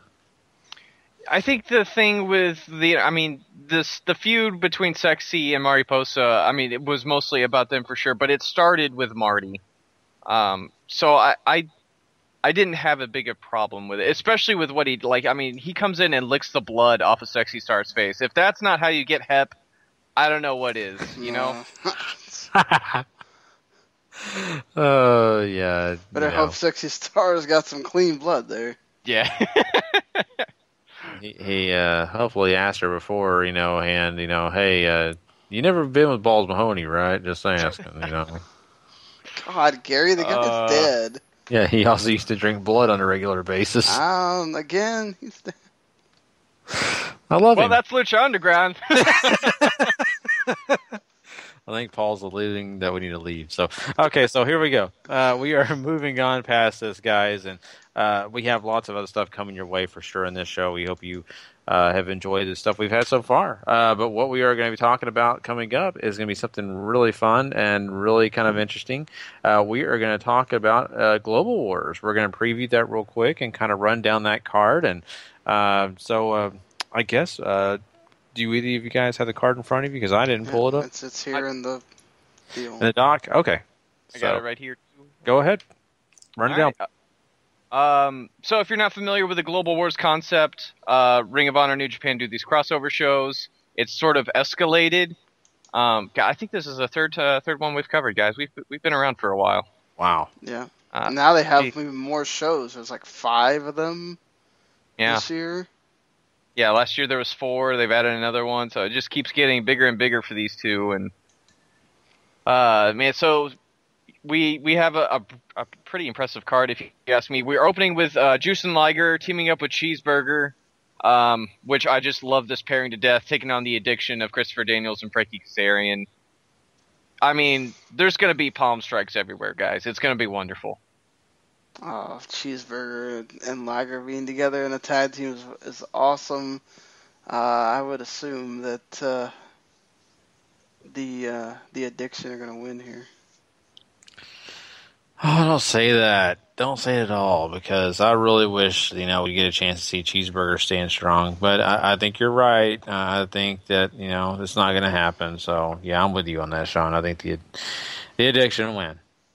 Yeah, I mean, I think the addiction go over here, but the fun of Liger and Cheeseburger in the ring together is just, that's what brings you to the table for this one, Mm-hmm. See, and I wish, now, Paul, you have to answer this question. You went to the ROH shows. Cheeseburger did have some matches at those shows, right? WrestleMania? Cheeseburger was in the 6-man scramble. See, okay. See, I wish I would have went to that show. I'd have brought some barbecue sauce for him. Anyway. All right, what's the next match? 4-corner match for the number 1 contendership to the TV championship. Roderick Strong taking on ACH, Dalton Castle, and Adam Page. Honest to God, nobody loses here, but who do you guys got in this one? I think it might be Dalton Castle's time. We've already seen Roderick Strong. I just don't think ACH is going to get that shot. And I mean, whatever. Dalton Castle's the big guy that's sort of going places. Even though he was stuck in that feud forever with freaking, I can't remember his name right now. Silas Young. Yes, Silas Young. Mm-hmm. I just love Dalton Castle. So that period, I hope he wins. That's who I'm going to be rooting for. The rest of these guys are great. I mean, Paul said it. You can't really lose on this one, but I'm going to be rooting for Dalton Castle all the time. The idea of the overly flamboyant Dalton Castle feuding with Tomohiro Ishii over the TV championship, who might be the biggest walking badass on the planet right now, is just money. Book that, ROH. Book that now. For sure. After that, we got 8-man tag team action. So, don't even give Bobby Fish a shot here at all. No, straight to Dalton Castle. Yeah, who cares? Fish who? 8-man tag action up next. Alex Shelley, Chris Sabin, the Motor City Machine Guns teaming up with Matt Sydal and Kushida to take on the Young Bucks and the Guerrillas of Destiny, Tama Tonga and Tonga Loa. This will be fun. Say what you will about Loa. There's too many other good people in this match to really make it seem sadder because he's involved. As long as we get the Young Bucks, more than we get the Tongas, I'm good. Yeah, I mean, this should still be fun. They'll be going a bunch of million miles an hour. So. Mm-hmm. Yeah, I'll go Team Young Bucks. Yeah, no, I'll go the other team. I know two of them I know they're all champions somewhat, but I don't know. I'll go with the face team. I'm taking the faces here too, just because I think there's more than a chance that all of these guys end up in New Japan working some sort of junior tournament at some point this year. Whether it's, I know Sydal and Kushida, I believe, are already in the Best of the Super Junior tournament, but maybe Sabin and Shelley make their way over for the Super J Cup. Who knows? You got the Young Bucks in that tournament too. So yeah, there you go. Yeah. Yeah, Tetsuya Naito, Kyle O'Reilly is your next match after that. Non-title. But gosh, this should be a clinic. If Naito lets it be a clinic, Yeah, I'm going to assume Naito's going to come by himself. That none of the other Los Ingobernables, the opponent, are going to come with him, because I'm assuming they'd all need visas that they may not have. So this is gonna be awesome. Hopefully, when Naito's had these, when he's come over before, he had good matches. So I'm assuming with the O'Reilly should have another one. You hope anyway, like you said. It doesn't matter. Naito's going to win this. Doesn't matter who shows up. If they do it in the parking lot, we know Naito's winning. I mean, I'm be just surprised if New Japan talent loses. Period. Other than Tama Tonga. So. Yeah. Technically, Jay Lethal and Truth Martini are a part of the Los Ingobernables de Japón. So they do have that working for them if you're looking for stablemates. Yeah. I'm going Naito here, too. There's no way the IWGP loses, or the IWGP champion loses here. But Kyle O'Reilly is going to get a heck of an effort to make himself look awesome. So there is that working for him. Which they do have Lethal and Naito tagging on some of these other shows. So yeah, I guess it's only in ROH that he's part of he's part of it. Right. Because he joined on the Honor Rising shows. So, I'm not surprising. This next match, I think, is really intriguing. Well, you get the rock solid tag team of Hiroshi Tanahashi and Michael Elgin teaming up to take on Kazuchika Okada and Moose, who had that phenomenal match earlier this year. And this should be really, really fun. Wonder if Tanahashi is going to do the fist bump, that he's stolen sometimes to use in Japan. Here, I think this is going to tell you how much New Japan likes Moose. Because Okada usually doesn't lose in situations like this, whereas you could have Elgin take the pin. You could easily have Moose take the pin too. This is going to be interesting, but they just lost the 6-man titles. Both of them are not really, Elgin and Tanahashi are not really. Tanahashi's going against Omega for the IC title. Okada's really not doing any. He's going for the IWGP title, but we won't really know that confirmed yet. So I don't know. I would assume that, I guess, Okada and Moose win, but man, I don't think we've seen Tanahashi and Elgin lose on ROH yet, so this is a hard one to pick. I'll say Tanahashi and Elgin win. Oh, that's a tough one. Because I kind of thought Tanahashi and Elgin too at first, because they're just kind of the hotter team coming into this. Oh, maybe I'll say Okada. I'll say them just because I think that I don't know. I want to be different here. Yeah, I think Tanahashi and Elgin get your win here. Okada and Moose are a fun pairing, but if Tanahashi and Elgin, I think, may or may not be bound for a tag title shot at some point down the line in Ring of Honor, come heck or high water. TV title match is up next as Tomohiro Ishii defends against Bobby Fish. So for my dream booking that I made earlier, Ishii has to win here, and I think he does. I'm trying to think of if they're going to be on any of these other New Japan. I mean, I guess Ishii could lose it at a TV taping, I guess. Mm-hmm. So I'll say Ishii wins here. I'd say that Fish wouldn't have it either because he's going to be gone for a while for the Best Super Juniors too. So they won't. Even though it won't matter because the TV's already taped, but he won't be able to defend it on any ROH house shows they have during that time. So, I'll say if Ishii loses to somebody, it's somebody else. It's not Fish. Yeah, I got to go Ishii. I would love to choose the other guy just for fun, just to kind of make things different here. But Ishii's it's got to be him. Mm-hmm. Completely agree. I think the New Japan guys are coming back over again later this year, if I recall. I can't remember if Ring of Honor has made that announcement yet or not. I don't remember what pay-per-view it's for. Is it for the... Is it Best in the World? Oh, they already did. Yeah, it might be that.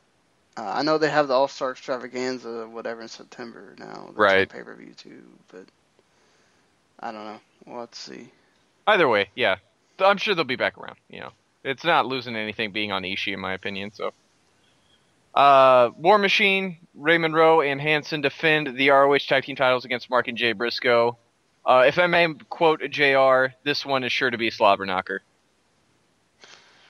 It's been 3 years since the Briscoes had the tag titles. I think it's about time for them to have them again. Been a good run for Ray Rowe and Hanson. Don't know that they've been what you would. I think, the thing is, it's so hard to judge with ROH because you don't really get a great feel for them on TV. It's more of like one of those, you go to the house shows, you get a better feel for it, but they should have a much better outing than the one they had at the previous pay-per-view. I'll say the Briscoes win. Yeah, I'm with you. I think the Briscoes for sure. I just feel like it's time for a change. I think War Machine retains here. I don't think ROH is ready to sail the boat on them just yet. And worst comes to worst, Mark and Jay get a rematch in some sort of crazy stip match for whatever reason. But I don't think this is done here. Main event: Jay Lethal defends against Colt Cabana for the ROH World Title. I'm really looking forward to this match. I got to be there live whenever they set all this up during WrestleMania weekend. And Colt Cabana cut an amazing promo. Jay Lethal, an amazing promo. Just, this is going to be great. It's much fun as it's going to be to watch it. I'm still going to say Jay Lethal, is the winner here, but it's going to be a blast. I can't wait to watch this. This should be good. I have not seen too many Colt Cabana matches, so it should be interesting to watch. And we know Jay Lethal has been pretty good wrestling wise, so I'll say Lethal retains, but it should be a good match too. I think Ring of Honor is running short on guys for Lethal to defend against, and Colt Cabana coming in is a huge deal for Ring of Honor. Colt Cabana is one of those guys who people could, go back and look at whenever they talk about the glory days of Ring of Honor back in the mid-2000s. That being said, Lethal retains here. I think Colt Cabana, by hook or crook, ends up with the ROH World Title by the end of this feud. Oh, and it would be fun to see. It really would be. Colt Cabana has this following behind him, and people are going to want to see that happen. And I think if it does, it's going to be good for ROH. I really do. And Jay Lethal has been an excellent champion, but if he's going to lose it to somebody, Colt Cabana is not the bad guy to lose it to. That's your Global Wars card. It's this Sunday. I would find a way to watch this, listeners, because this should be one heck of a show. Yep, it's on PlayStation Network as well. So if you have a PS4 or PS3 and you don't have cable, you can watch it that way. They have it on the Fight TV app, which you can stream to your Chromecast or whatever. And it's on the website as well, which I'll look and see if they put it up yet while we go on to the next. You got a news bit here saying that Kama Itachi is going to be working for Ring of Honor now, too, which I believe we talked about earlier this month whenever he left CMLL. Yeah. It looks like he's being a regular. He is going to be, like I said, he was on Nobody's set for one of their house shows, so hopefully we see him soon. Definitely. Well, guys, we are going to move on past this, and we are going to do a review of Dontaku. Yes, that's right. New Japan's big show this past week. We are going to get into that, and of course, don't forget we still have TNA Impact to talk about, and of course, we're crowning a Superstar of the Week. But now it's time to talk about Dontaku, guys.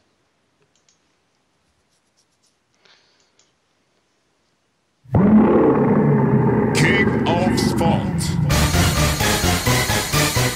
New Japan Pro Wrestling.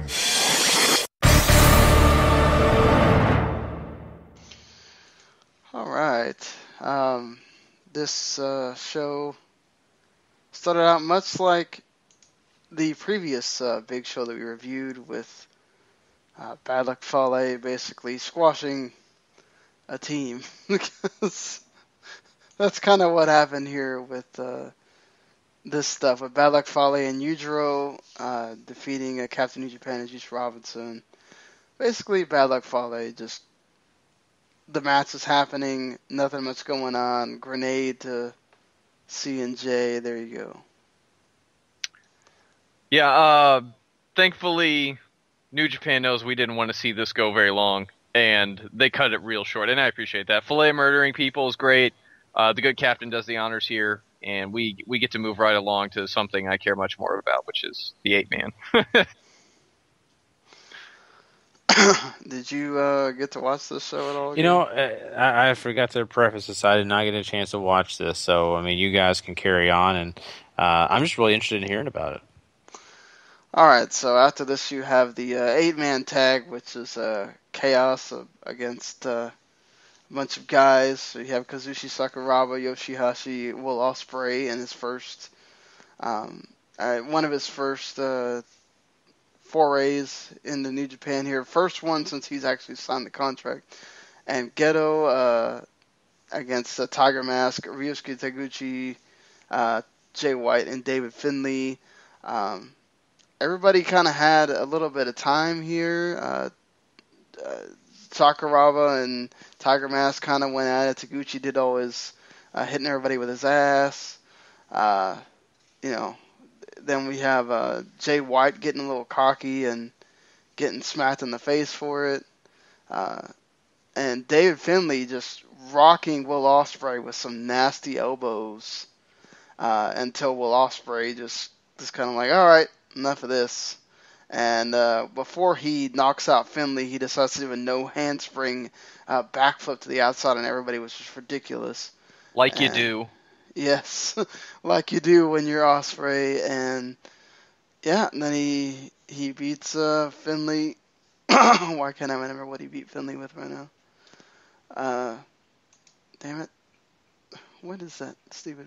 Watch, I'm going to remember it when it does not matter. Oh, he wins with the springboard lethal injection, basically. I'm glad you remember, because I completely forgot it. I just remember that he got the win. The nice part about this is that it really feels like they're trying to push Ospreay to be something. I think this 8-man was sort of a little extension of that. Yeah, everybody got their time to do something, but really at the end it was all about Ospreay, who's making a real strong case for Wrestler of the Year. Because I mean, every time I watch this guy, I am just ridiculously amazed at his prowess inside the ring. It's incredible. I completely agree. He is fantastic. It's going to be fun to get to see him and the Best of Super Juniors when that comes up in a couple of weeks. Just getting to go in these singles matches with guys and hopefully getting time to do that. After this, you have the IWGP Junior Tag Team Championships on the line with Rocky Romero and Beretta defending against Ricochet and Matt Sydal. The flip-flopping of the titles continues here as Ricochet and Sydal win. They basically took out Ricochet kind of really early into a bunch of chairs, and then they just beat down Sydal. The whole point was they kept trying to keep Ricochet away until he kind of got some hot tags in there, and he got saved from the Dude Buster this time, which is a key point in the match because that's the move that he lost to. And, Ricochet looked good again. And everybody had... I don't think it was as good a match as the one at Invasion Attack, but still pretty good here. You know, the best part about those cards so far is that it's been fun. And this match was no shortage there. Rocky Romero, Trent Beretta, you know what you're getting there. Ricochet and Matt Sydal really, I think, coming together as a tag team pretty quickly. They told a great story here. Ricochet pretty much trying to not lose the same way he did and prove that he's gotten better, and he finally does. And I'm glad he's sticking around. That Best of the Super Junior block setup that they show later is just stacked. Mm-hmm. For sure. We'll get to that a little bit here when they get to the intermission part. But after this, we have the Never Openweight 6-Man Tag Team Championships with Michael Elgin, Hiroshi Tanahashi, and Yoshitatsu taking on Omega, Kenny Omega, and the Young Bucks again. Yoshitatsu, if you have not watched any of these house shows that we did kind of cover them, but I know not everybody got to watch them. Yoshitatsu is basically cosplaying as Triple H. in full Bullet Club Hunter gear with the shin pads, the wrist tape. He does the pedigree, which he does not do in this match. He spits the water, which the crowd does not react to at all, because I wonder how much of that crowd actually knows who Triple H is. And but he did listen to me in my only review that I actually got to write. I said that he needs to just embrace this entire gimmick and do more Triple H moves. And what does he do? He pulls out the spine buster, he pulls out the chin buster, he pulls out the big knee. So congrats to you, Yoshitatsu, for actually embracing the gimmick if you're going to do it. The rest of the match, this was good again. There was some fun stuff with Elgin throwing Tanahashi around, and the spray got involved again. They had weapons in here, so it almost felt like a TLC match happening. Elgin goes through a little bitty table, and when I mean little bitty, it's very small. Elgin was probably bigger than the table. There's a ladder involved. Tanahashi has to drop kick the ladder in the Young Bucks' face, and the ladder will be involved later after the match. But again, fun stuff. Absolutely. I mean, I really thought that this match sort of shifted the card into that next gear. Super, super good. It's pretty much a continuation of the last match that they had with the Elite regaining the championships here. But man, it's just a fun belt, I think. The six-man tags, they don't really mean much, but they promise good matches and really fun matches. And I love trios wrestling, so this is a number one bro guy, this match was. I know Larry falls on that side of he thinks that the titles need to be protected more. You know what? I don't care. They're the seventh title in the line of New Japan titles at this point. Who cares if they flip-flop all the time? They are meant to main event house shows, or at least a big part of house shows. And, people know what these are at this point. I don't think they need to be protected like they're the NWA title or whatever. Just, they're fun little they use these to further feuds more than anything else, and that's fine. I don't know how you feel about that, Paul, but I don't think it really needs to be this big deal. Right. I mean, it's one of those championships that I think New Japan looks at as something that's meant to add to the card and not really be an important championship. I think that's how they look at the Super Junior tag titles. Because they're doing the same thing there, where it's just a fun platform to perform maybe a higher rate match, And I hate that though for those junior tag titles. They deserve to be protected a bit more for them. I mean, they have history. It is the thing there, and the Super Juniors used to be one of the crux of why New Japan was so dominant over All Japan and all this other promotions that were around during the golden age of Pure Wrestling back in the 90s. But, I mean, man, it's hard to complain about the six-man titles not really being protected when I can't think of a bad match that we've had for them yet. Agree. Maybe one of the early ones with that bad Bullet Club team against Yano and Briscoes. But, I thought the Briscoes made it fun, though, Yeah, but certainly after that, there haven't been any bad ones at all. Yeah. But speaking of bad, once again, oh boy, bringing down the show, the IWGP Heavyweight Tag Team Championships are on the line. Togi Makabe and Tomoaki Hama taking on the champions, Guerrillas of Destiny, Tama Tonga, and Tonga Loa. Oh boy. Man, I feel bad for Tama Tonga. His brother is bringing him down. The match is, these guys are just, I don't know what it is, but I don't care. I'm not invested. I find myself doing everything but wanting to watch the match because it's boring. And I can't think of why I would say that about a Hanma match. It's boring. They have this really cool look. The Guerrillas of Destiny is an awesome name. Tama Tonga gets in the ring and he gets to do his thing, and then he tags in his brother, and the match just comes to a screeching halt. But both of them don't get reactions when they're on offense. It's almost like as bad as Yujiro. Yeah, You I know? mean, they've never booked Tama to mean anything before he won the tag titles. You know, he's had no big single success, so I mean, him bringing in his brother didn't really mean all that much to crowds that are going to these shows, and you know, giving them the tag titles I think was a fine move because you know you got to try to do something with these guys, and it's not working, and I love Tama Tonga. I think the guy is a future star, and it's not helping him get there. Also, I'll tell you that much. No, and also the Bullet Club's just so divided too. You've got the old Bullet Club with Fale and Yujiro doing their stuff. You got Guerrillas of Destiny with the Roman Reigns chest protectors. I know what they're doing. This is kind of like the Cubans and sort of like that guerrilla warfare sort of thing with the chest protectors are supposed to be kind of like bulletproof vests, whatever. They're doing their own thing. You got the Elite basically being the Elite. You know, they're not even the Bullet Club, and those are the three big guys in the Bullet Club. You know, so they are certainly third banana when it comes to the stables in New Japan right now, and they really feel like it.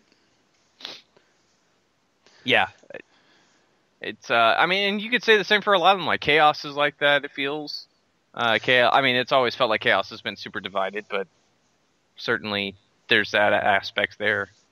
At least they sort of feel unified when, like, you know, they come out for each other's.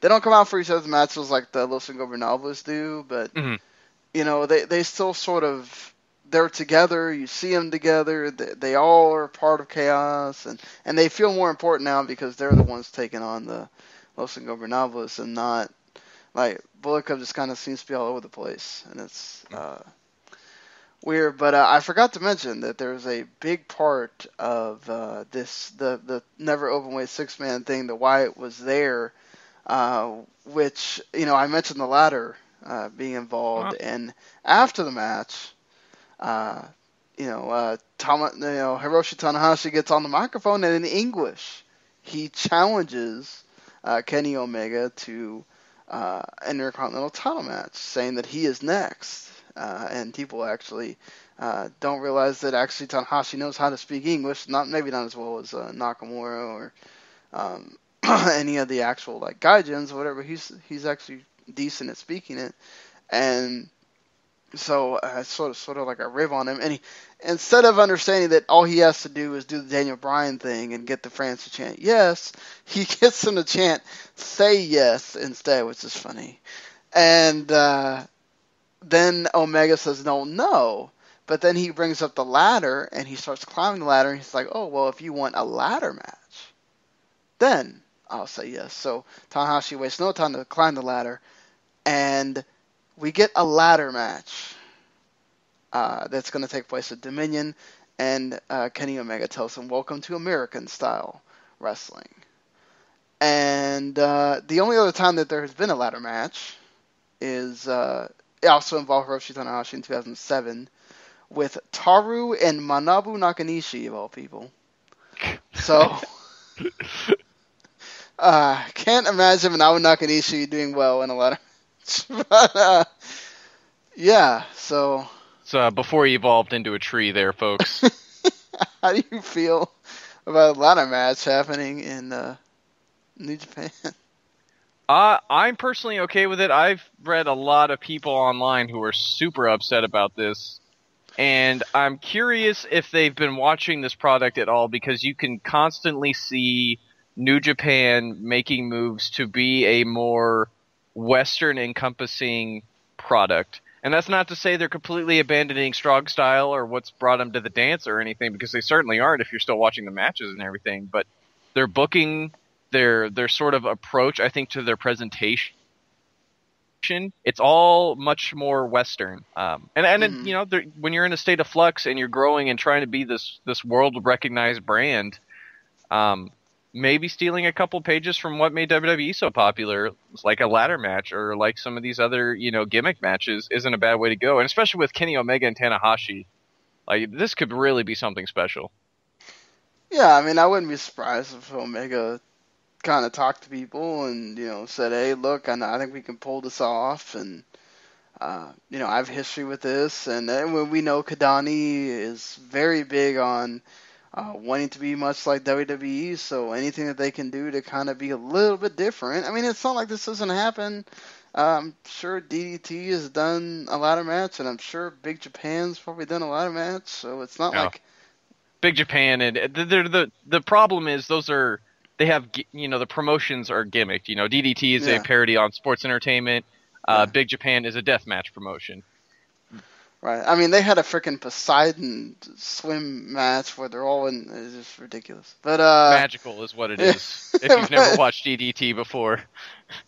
So, I mean, it's not like it's not been seen there. I get what you're saying though. This is a total legit Japanese. It's your biggest Japanese promotion, and some people may see this as oh my god, they're copping out, and people were like posting, oh, New Japan has buried themselves.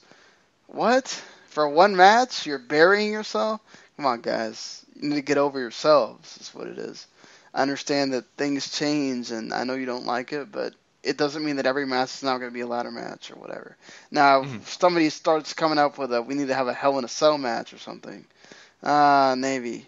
Maybe you have a gripe. Yes. Hell, it could be one of the best ladder matches of the entire year, and then what are you gonna say about it? But Gary, what do you think? Or is he Gary? I'm here. There? I'm here. Now explain to me what you said. You were talking about the ladder match. What do you think about Kenny Omega and Hiroshi Tanahashi having a ladder match in New Japan? I don't have a problem with that. What's the issue? Oh, it's against pure. It's not pure wrestling. That's not bad. Once again, it's not pure wrestling, but as long as it's entertaining for me, I'm down. I understand, where you come from, and hey, this is why we like to watch New Japan, Ring of Honor, more serious wrestling-based product, but, I don't know. I don't have a problem with it. All right, fair enough. Just wanted to get everybody's opinion here before we moved on. I mean, this would be the first gimmick match we've seen since we've started covering New Japan, so that shows how little they do these kind of things. Well, and that's my question. That was my big thing, because, I just never really see a lot of the gimmick matches with New Japan, so I kind of figured they were more serious, but I was kind of waiting for Paul to correct me. Well, technically, because I've not followed the product long enough. Like I said, they've done one cage match before, I think. Like they've done one ladder match before. So they don't do these very often. Speaking of, we're going to get back into just the hard-hitting style. Look no further than Yuji Nagata taking on Katsuyori Shibata for the Never Openweight Championship. The only thing I've had a problem with these matches with Shibata at times is that they just end abruptly. There's no, other than, I think the Kojima match was done well, but both the Tenzan match and this match, I have a problem where they just kind of end. And you're like, oh, okay, that's it? Alright.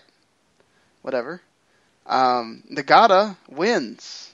He is your new Never Openweight champion. He actually does a penalty kick to Shibata and then the backdrop hold. Of course, Shibata also did the backdrop hold to Nagata earlier in the match.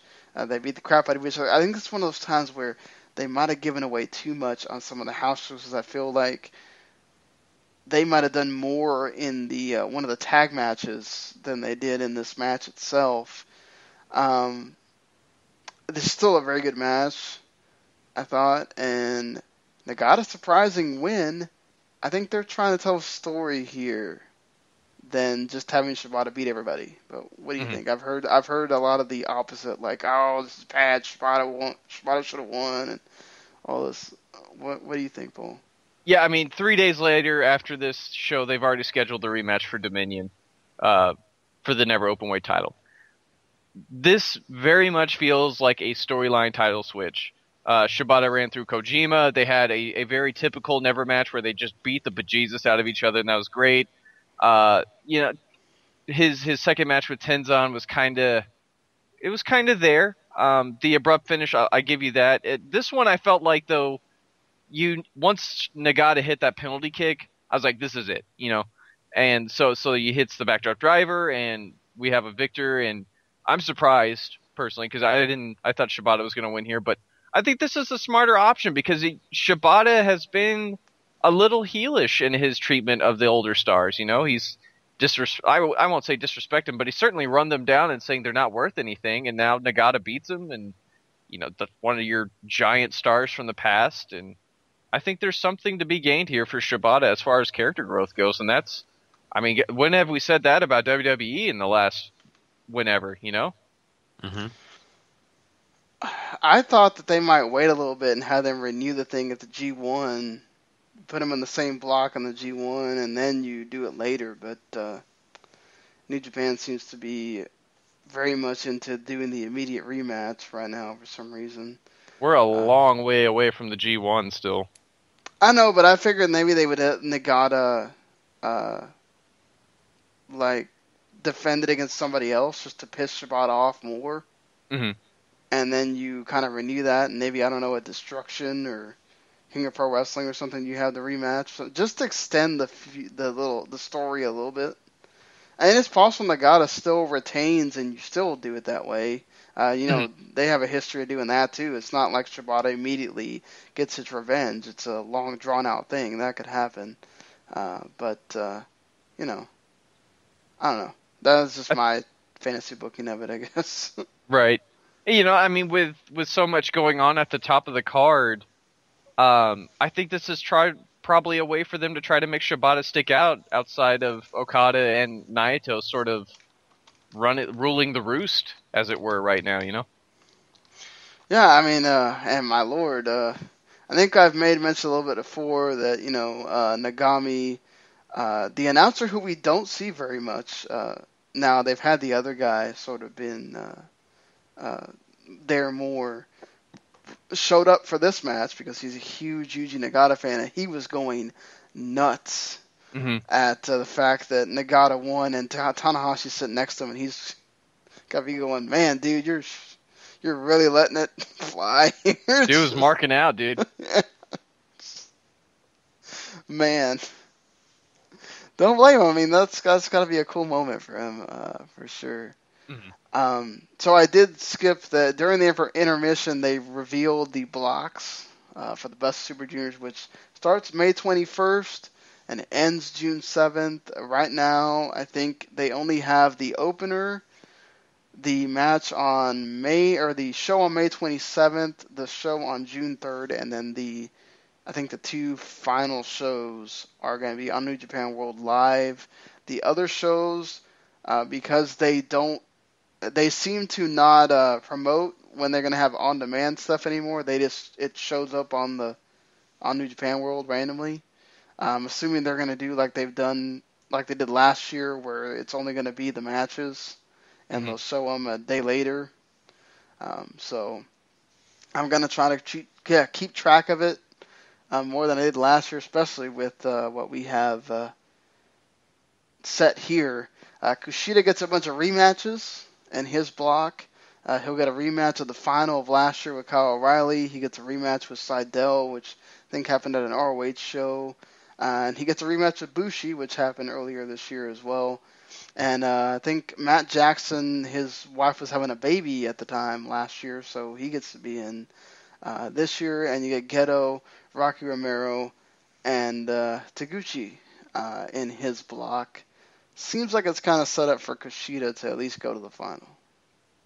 We had a surprise last year with Kyle O'Reilly, and I'm not willing to sell, especially Bushi, or maybe Matt Seidel. One of those guys I think could easily come out of nowhere, much like Randy Orton does. Anyways, bad joke. But you are right. It does seem built to have Kushida at least make it to the final. Bushi could definitely win to kind of continue the Los Ingobernables sort of being big in the company. That wouldn't surprise me either. It also provides a foil for what seems like we know who's getting out of the B block, and provide a nice, heel face dynamic there. But you get the B block, you have Jushin Thunder Liger and Tiger Mask, so you get the Liger and Tiger rematch again. Bobby Fish, Trent Beretta, Nick Jackson, Volador Jr. is your CMLL participant. That's pretty cool. Last year we got Barbaro Cavernario, so we get Volador Jr. this year. And then New Japan wasted no time in giving us a rematch of the WrestleMania Weekend Evolve show with Ricochet and Will Ospreay being in the same block. So, pretty cool, really neat block that we're going to have there. I think Will Ospreay would at least make it to the final, right, if you're going to have him do all this, especially after he signs the contract. This block is so interesting. You could I wouldn't count Liger out, especially recently. Maybe that edge that he shows with Kushida sticks around and he makes a sneaky run at it. I'm also just never willing to ever count out Liger personally. But the wild cards here with Ospreay and Volador Jr. and Ricochet and any combination of that match, just yes. Yes. Volador Jr. is an incredible athlete. He's a little old. I mean, he's 35, so I mean, he's probably still right at the heart of his prime. But the dude has been CMLL's guy for a long time now, and the dude is super talented. So I'm really looking forward to watching him and Ospreay and him and Ricochet hook it up, because those should just be absolutely phenomenal. And then Will Ospreay and Ricochet was amazing at the Evolve show. I was so happy I got to see that live. So giving people a much larger platform at that with New Japan and the Super J Cup, or Super J Cup, Best of the Super Juniors. The Block B is the one that carries the interest here for me. Oh, certainly. Block B is going to be amazing. It'd be interesting if they, because Ricochet decided to stick around, if they give it to him, even though, we've seen Ricochet Kushida final before. They could easily do Ricochet Bushi, but I just really think this is set up for Ospreay to get to that final against whoever it is, and wouldn't be surprised if we get Ospreay and Kushida rematch again. Which I'm not going to complain about, because that was awesome the first time. Right. So that's your early predictions. Again, May 21st. I guess whatever the show is before that, we'll certainly break it down a bit more. Yeah. Awesome. But anything else? Yeah, we have to go on through the rest of this card here. All right. Kushida taking on Jushin Liger for the IWGP Junior Heavyweight Championship. Man, this was great. Kushida was all over Liger with the arm. Liger was insane with on Kushida's leg. The brainbuster on the floor, and Kushida limping to get to into the ring, and then the brainbuster that got him a real close near fall. I mean, great stuff here, and just that whole passing the torch, like you said, Paul, before, just happens there at the end after the match too. This is what you would call a clinic, and it's not match of the year clinic or anything like that, but these guys really put on a match that, if you're trying to teach somebody how to wrestle, certainly this is in that film reel. Liger works the leg, Kushida works the arm. They're setting up for submissions. They're setting up for just to beat the bejesus out of each other. Liger especially, who's super aggressive in this match, trying to prove that he can still hang with a guy like Kushida, who is the new junior ace, essentially. And certainly is now at beating Liger. But, God, this was just so good. And something you should really go track down for sure, because Kushida and Liger looked phenomenal in this match. Totally agree. Gary, you need to check this out. Yeah, absolutely. Definitely, I will. Goto and Evil come on after this. This was kind of a match that they picked to be the match that lost time, because there's 10 matches on the show. Evil beats Goto clean. They beat each other up a bit. But that's pretty much it. Yeah, I think it's 8 minutes, which is fine, because this is very much a story driven match. It's almost 10, excuse me. Evil and there's lots of chairs. Evil especially coming out of the gate hot to try to just make sure Goto stays down so he can get the win fast. Really, really loving this match pairing because these guys work well together. Yeah, like in the first 30 seconds, Evil does that chair spot that he likes to do. Yeah. And it's like on from there. Which, man, that chair spot is just ridiculous. It's nasty. So, and he does it so well, too. It's something he has practiced for a long time. It's almost like he does, hitting a home run with the other chair. Just brutal. Wow. Kazuchika Okada against Sanada. And this certainly felt like one of those times where you have two wrestlers that haven't wrestled each other. You kind of have this little portion where you're going through it, feeling each other out, and then it starts to get. But this is kind of how I think a little bit of it's almost sort of like the AJ and Okada, those first ones where a lot of this was a lot of countering each other's move that they're going to do, and a lot of countering the Rainmaker, countering the Dragon Sleeper, which he calls Skull's End, and a lot of that. I mean, he had some cool counters, especially that last one that Okada does for the Tombstone. That one looked really awesome, and then he does it really seamlessly from the Dragon Sleeper to the Neck Breaker that he does, which is also another great one. But I feel like this is not the last time we're going to see these two wrestle each other. Absolutely not. And this is a really well done piece of business here. Okada gets to look strong against somebody who has wronged him greatly because Sanada pretty much cost him the championship. Sanada, I think, looked like a star here. Way different than whatever we got from him in TNA. He's confident. He's poised. Him and Okada have a very long feeling out period of each other, but this is the first time they met singles-wise. They were in a bunch of tags against each other in the lead-up on those house shows that we keep bringing up. But, man, this maybe not as good as I thought it was going to be, but certainly does. It's an interesting prologue to what I'm sure will be a match that turns into a Match of the Year candidate at some point down the road. And speaking of a Match of the Year candidate, depending on how you felt about this main event, it could certainly be there for you.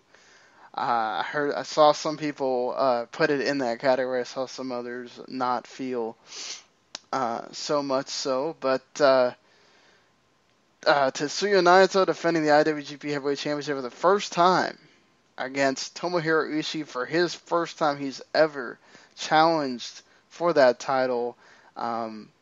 Very much plays off the New Japan Cup match where Ishii was basically doing what Ishii does, and he did not win that way. So Ishii, after getting beat up for a while, seemed like it took forever, he is able to start working on the leg that Naito had surgically repaired, where you can see the bandage on his knee, and he just goes after that thing, just constantly doing some kind of leg submission. Naito selling it like crazy, which I really appreciated because he could have easily, done with his character and just act like he didn't care. And then he tries to do some of his big moves, and he can't do it because the leg won't hold up. And, I mean, Ishii, when he does get knocked down, he's selling it too. Just great stuff from these guys. And when he hits that reverse brainbuster, I thought, I was like, oh man, damn it. I knew Ishii's not going to win, but they got me there. And after that, I was kind of hooked in there. So, I mean, everybody did their job and getting you involved, and it gets you emotionally invested. And Naito wins, but damn it, Ishii makes you wish he would have won. Gosh, Tomohiro Ishii is such an impressive performer. And I think Larry nailed what he is. He is extremely consistent. You know what you're going to get from him every time, and he always delivers at that super high level. It's the reason why he's 5-time never openweight champion. It's a guy you can count on to deliver a big match at the end of the card. And he certainly does that again with Naito. I don't think it's physically possible for these two to have a bad match against each other. It's just not possible. They work great in the ring together. I think the story was on point here too, because you have both Chaos and the Los Ingobernables running in to try to do their usual shenanigans, which Chaos evens up, and then Naito gets to win on his own, which is great because you don't always want your top heel to rely on the faction to get him the win. So Naito gets to look a little strong there. And there's this stare down between Naito and Okada, which we're getting at Dominion, which is way sooner than I thought we were going to get, but that's whatever there. But this was 30 minutes, and it didn't feel like 30 minutes. I agree. I didn't feel those 30 minutes either. Just well done from these guys. And Gary, another match that you need to check out your boy, because he looked really good here. Boy is having a year, isn't he? If he's not Wrestler of the Year, there might be something wrong. You could argue that Ishii could be Wrestler of the Year too. Oh man, so, yeah. It's just ridiculous how many good things are happening right now in New Japan. So I gave this show an 8. I don't know about you, Paul. But... That's 7.5, 8. There's not a bad match on this card.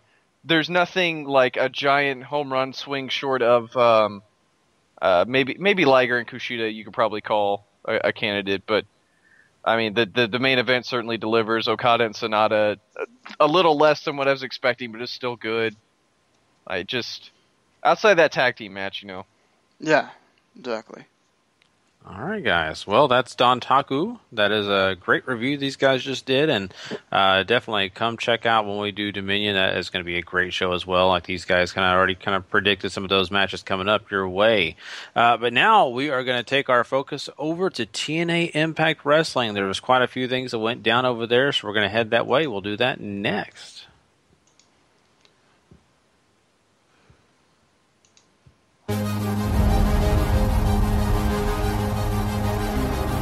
TNA Impact Wrestling.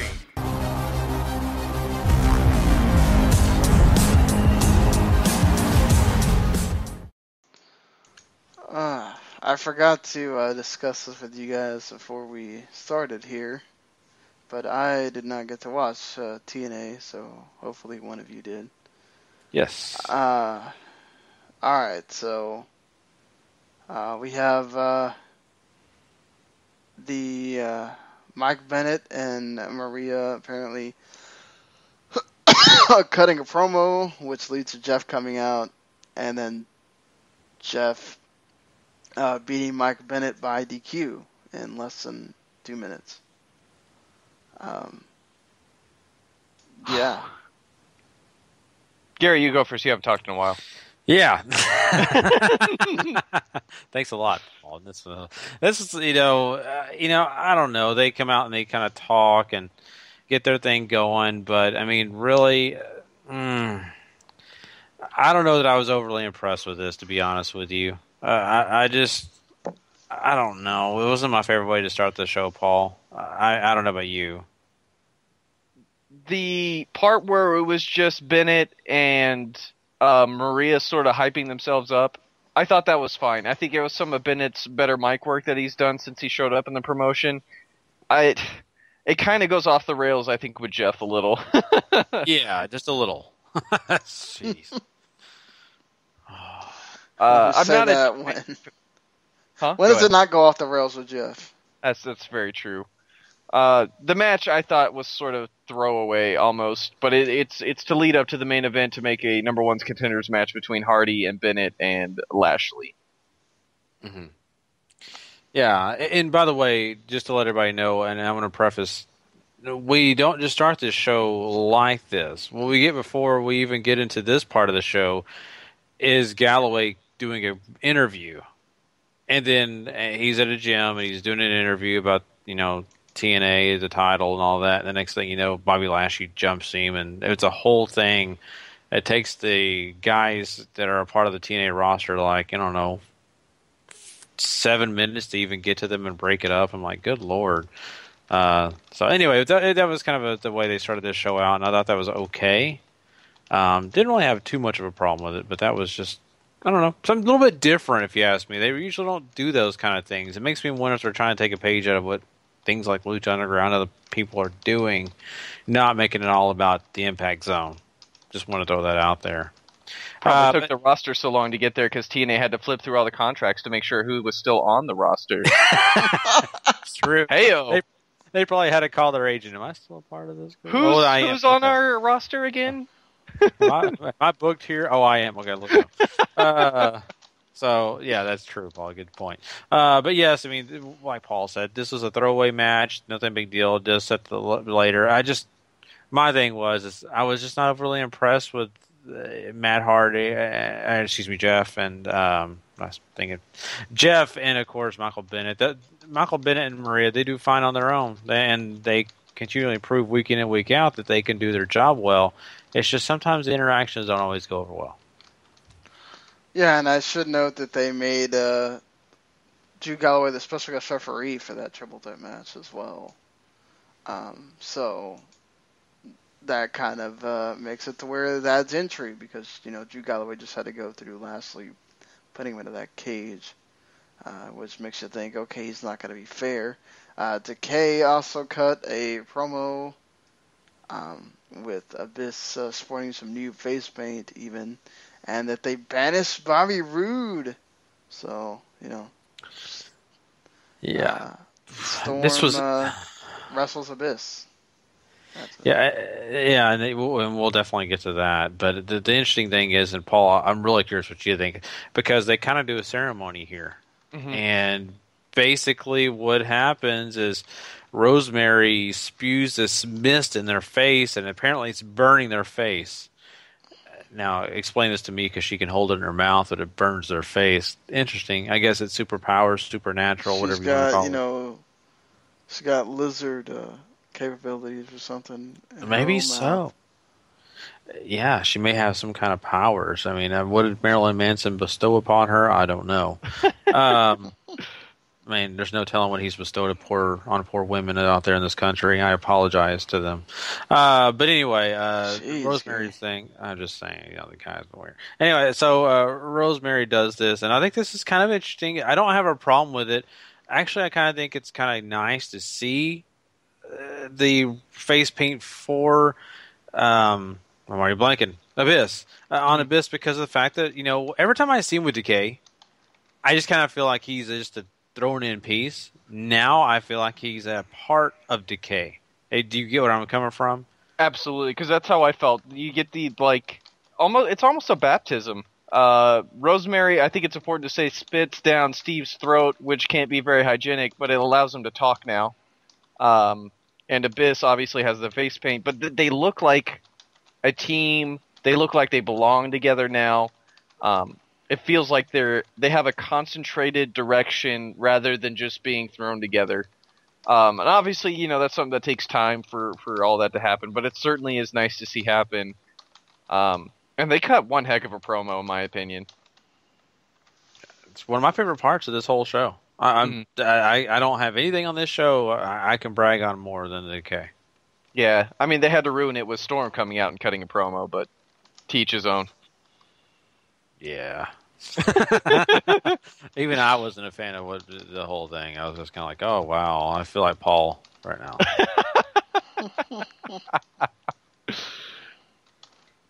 Yeah, and then Abyss gets to sort of squash Storm almost. I suppose we'd be doing disjustice if we didn't talk about it. No, I appreciate you doing that, because I should have said something too. Once again, beer money's no longer. I mean, Bobby Roode's banished, and now you've got to find James Storm a way out of that whole thing. And this is the way I guess you can do it. Not only that, you're building on Abyss, because Abyss is, like you said, Paul, reborn, baptized. So, yeah, and a fine TV match here too. It's 6 minutes. It's nothing overly special, but it's something nice to see. Mm-hmm.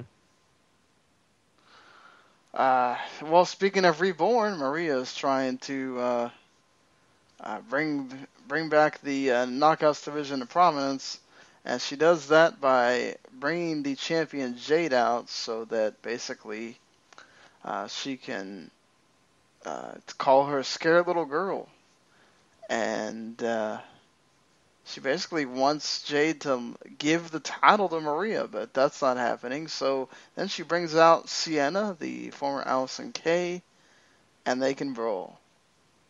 So there you go, one of the newbies already introduced. not my favorite segment of the night. It's very uneven. I feel like Maria is on point. I feel like the angle is not so much on point. Yeah, I'm with you on that. Maria is doing a good job. She really is.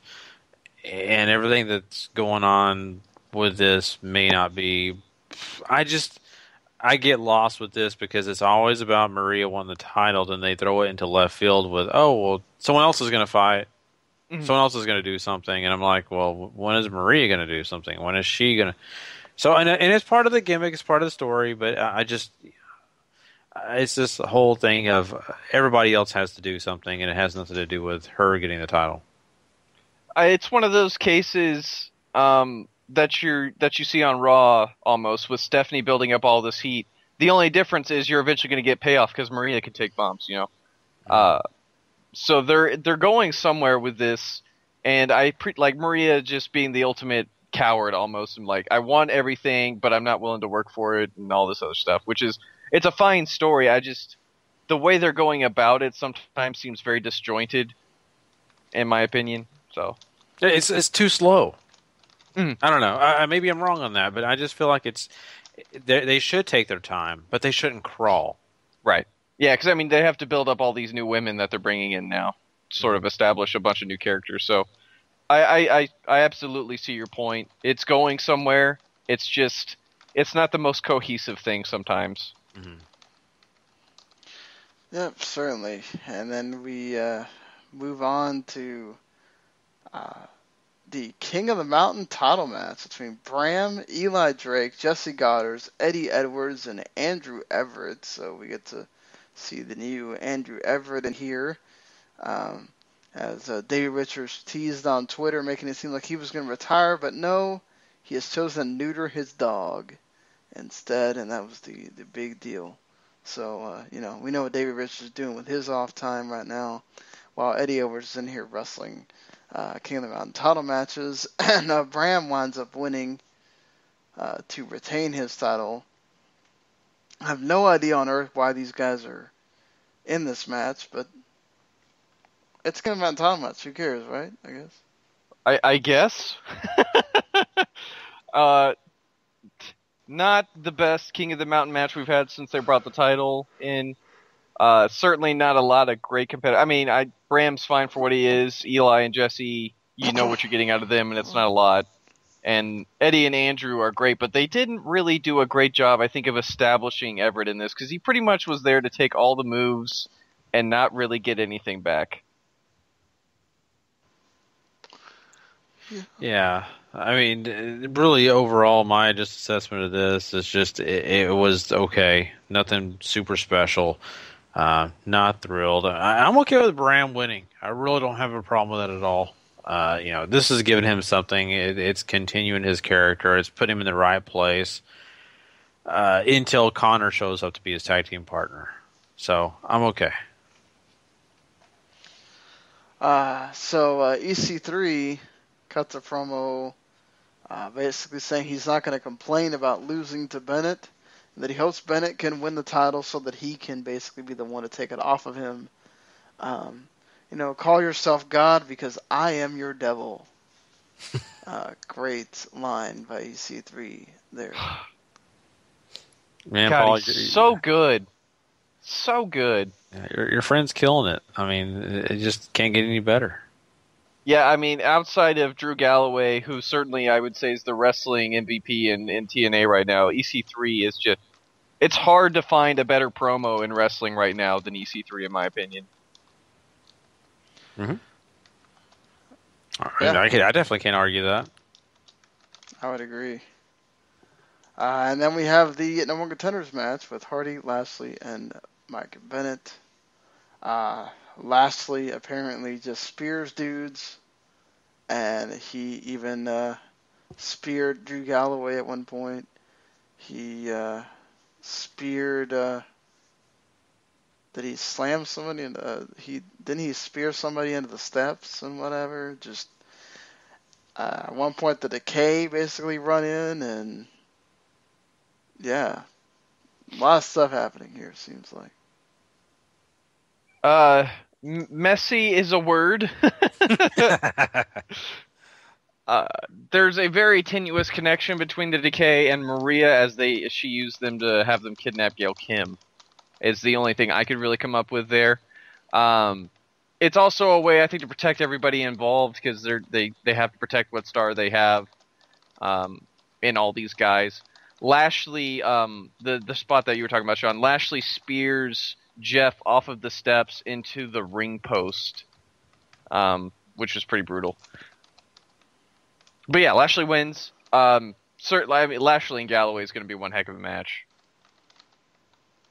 Oh yeah, I definitely look forward to that one. I think it'll be pretty good. And this match it's okay. You had all the different things going on besides just the match, in which you kind of figure it's going to happen with the people that are involved in this match. But I didn't really have too big of a problem with it. Lashley winning makes complete sense. So over and all, it's not a terrible main event, but it's once again just kind of one of those where it's. I could have easily fast forwarded through it and felt like I got just as much out of it at times. It wasn't just thrilling. There were some good parts, but not all of it was great. So, but yeah, that's really kind of sums it up, I guess. That does indeed do it for TNA Impact. Yeah, so we are going to go ahead and move on from here, and we are going to do one last thing, and that is crown a Superstar of the Week, and of course do some other actions too. We'll get to that right after this. Oh,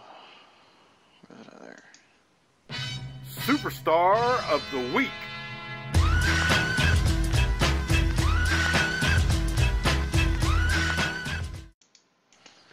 All right. Well, we are going to start this thing off, and we are going to get it done because we have some big things in store for you guys because we have our top 5, and our top 5 is pretty interesting because number 1, with 1 point here, guys, we got a super special star, and that guy is Kevin Owens. Now, Paul, kind of give us an idea why you think Kevin Owens deserves a point. We gave Kevin Owens the point for how well he did this past week.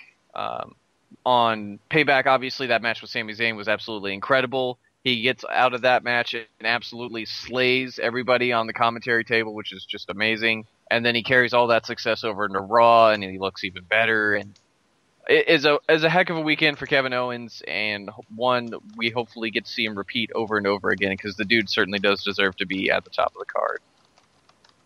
And with 2 points, Nagata. Now, Sean, I mean, you kind of talked about a little bit in earlier when you were doing the review of Dontaku. Kind of give us an idea of, exactly why he deserves those 2 points, though. He deserves the 2 points because he had a pretty good match with Shibata. He won the championship. I mean, so seems pretty simple to me. With 3 points, Kushida is once again getting big points on our show. Paul, I mean, it definitely deserved, right? Oh, absolutely. A credible match with Liger at Wrestling Dontaku this past weekend. I tell you what, if you didn't think Kushida was the ace of the junior heavyweight division now over there in New Japan, he certainly is after that amazing victory over Jushin Thunder Liger.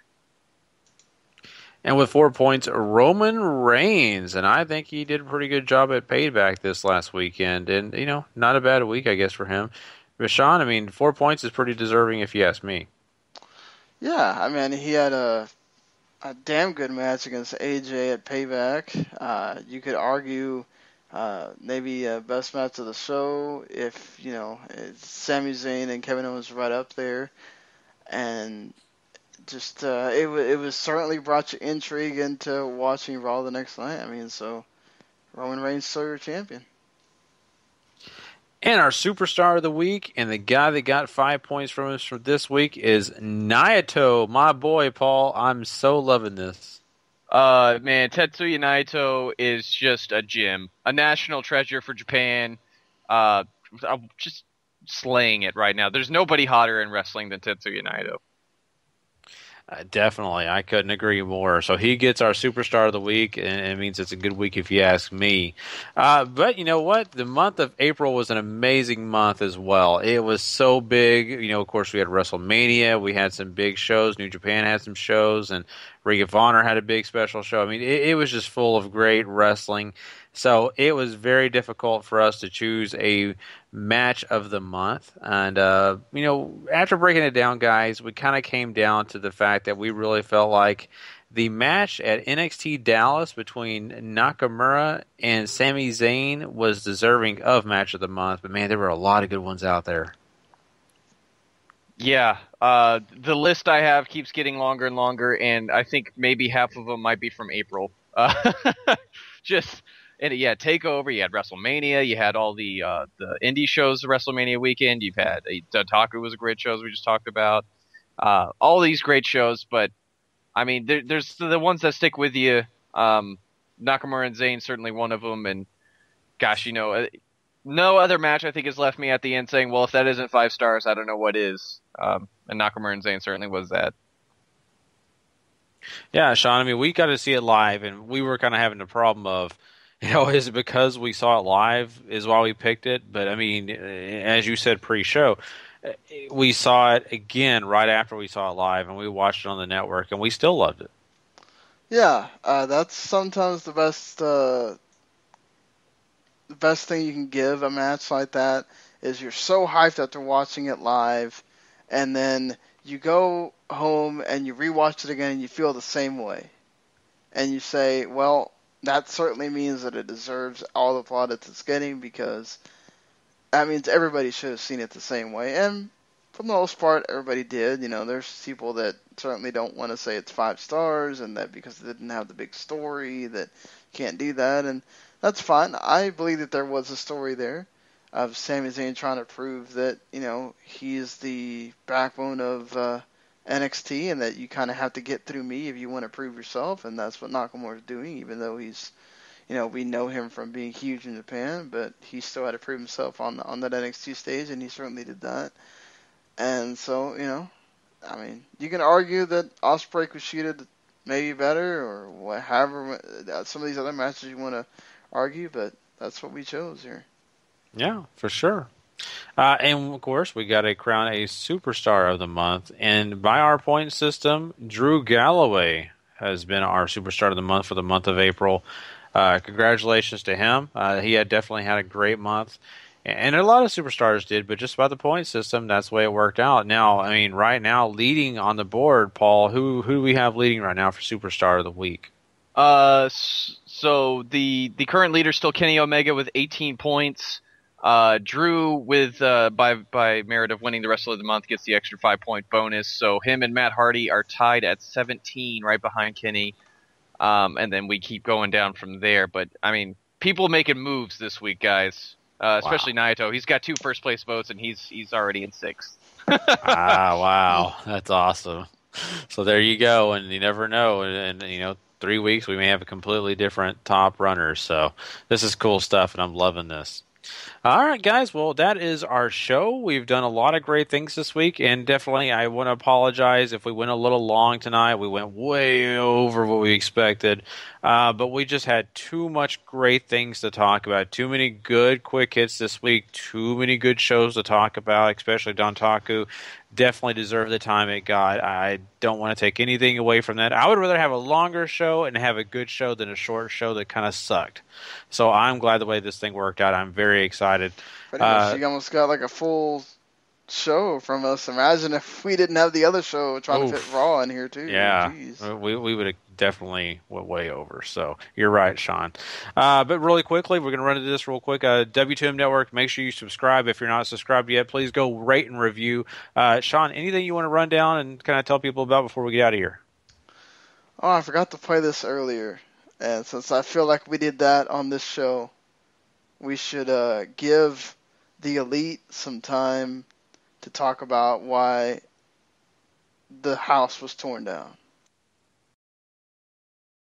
Yeah! Yes! We just tore the house down, boys! Oh, for the second time! Elite, second time. Elite, guys, elite, guys, no, guys, we literally just tore the house.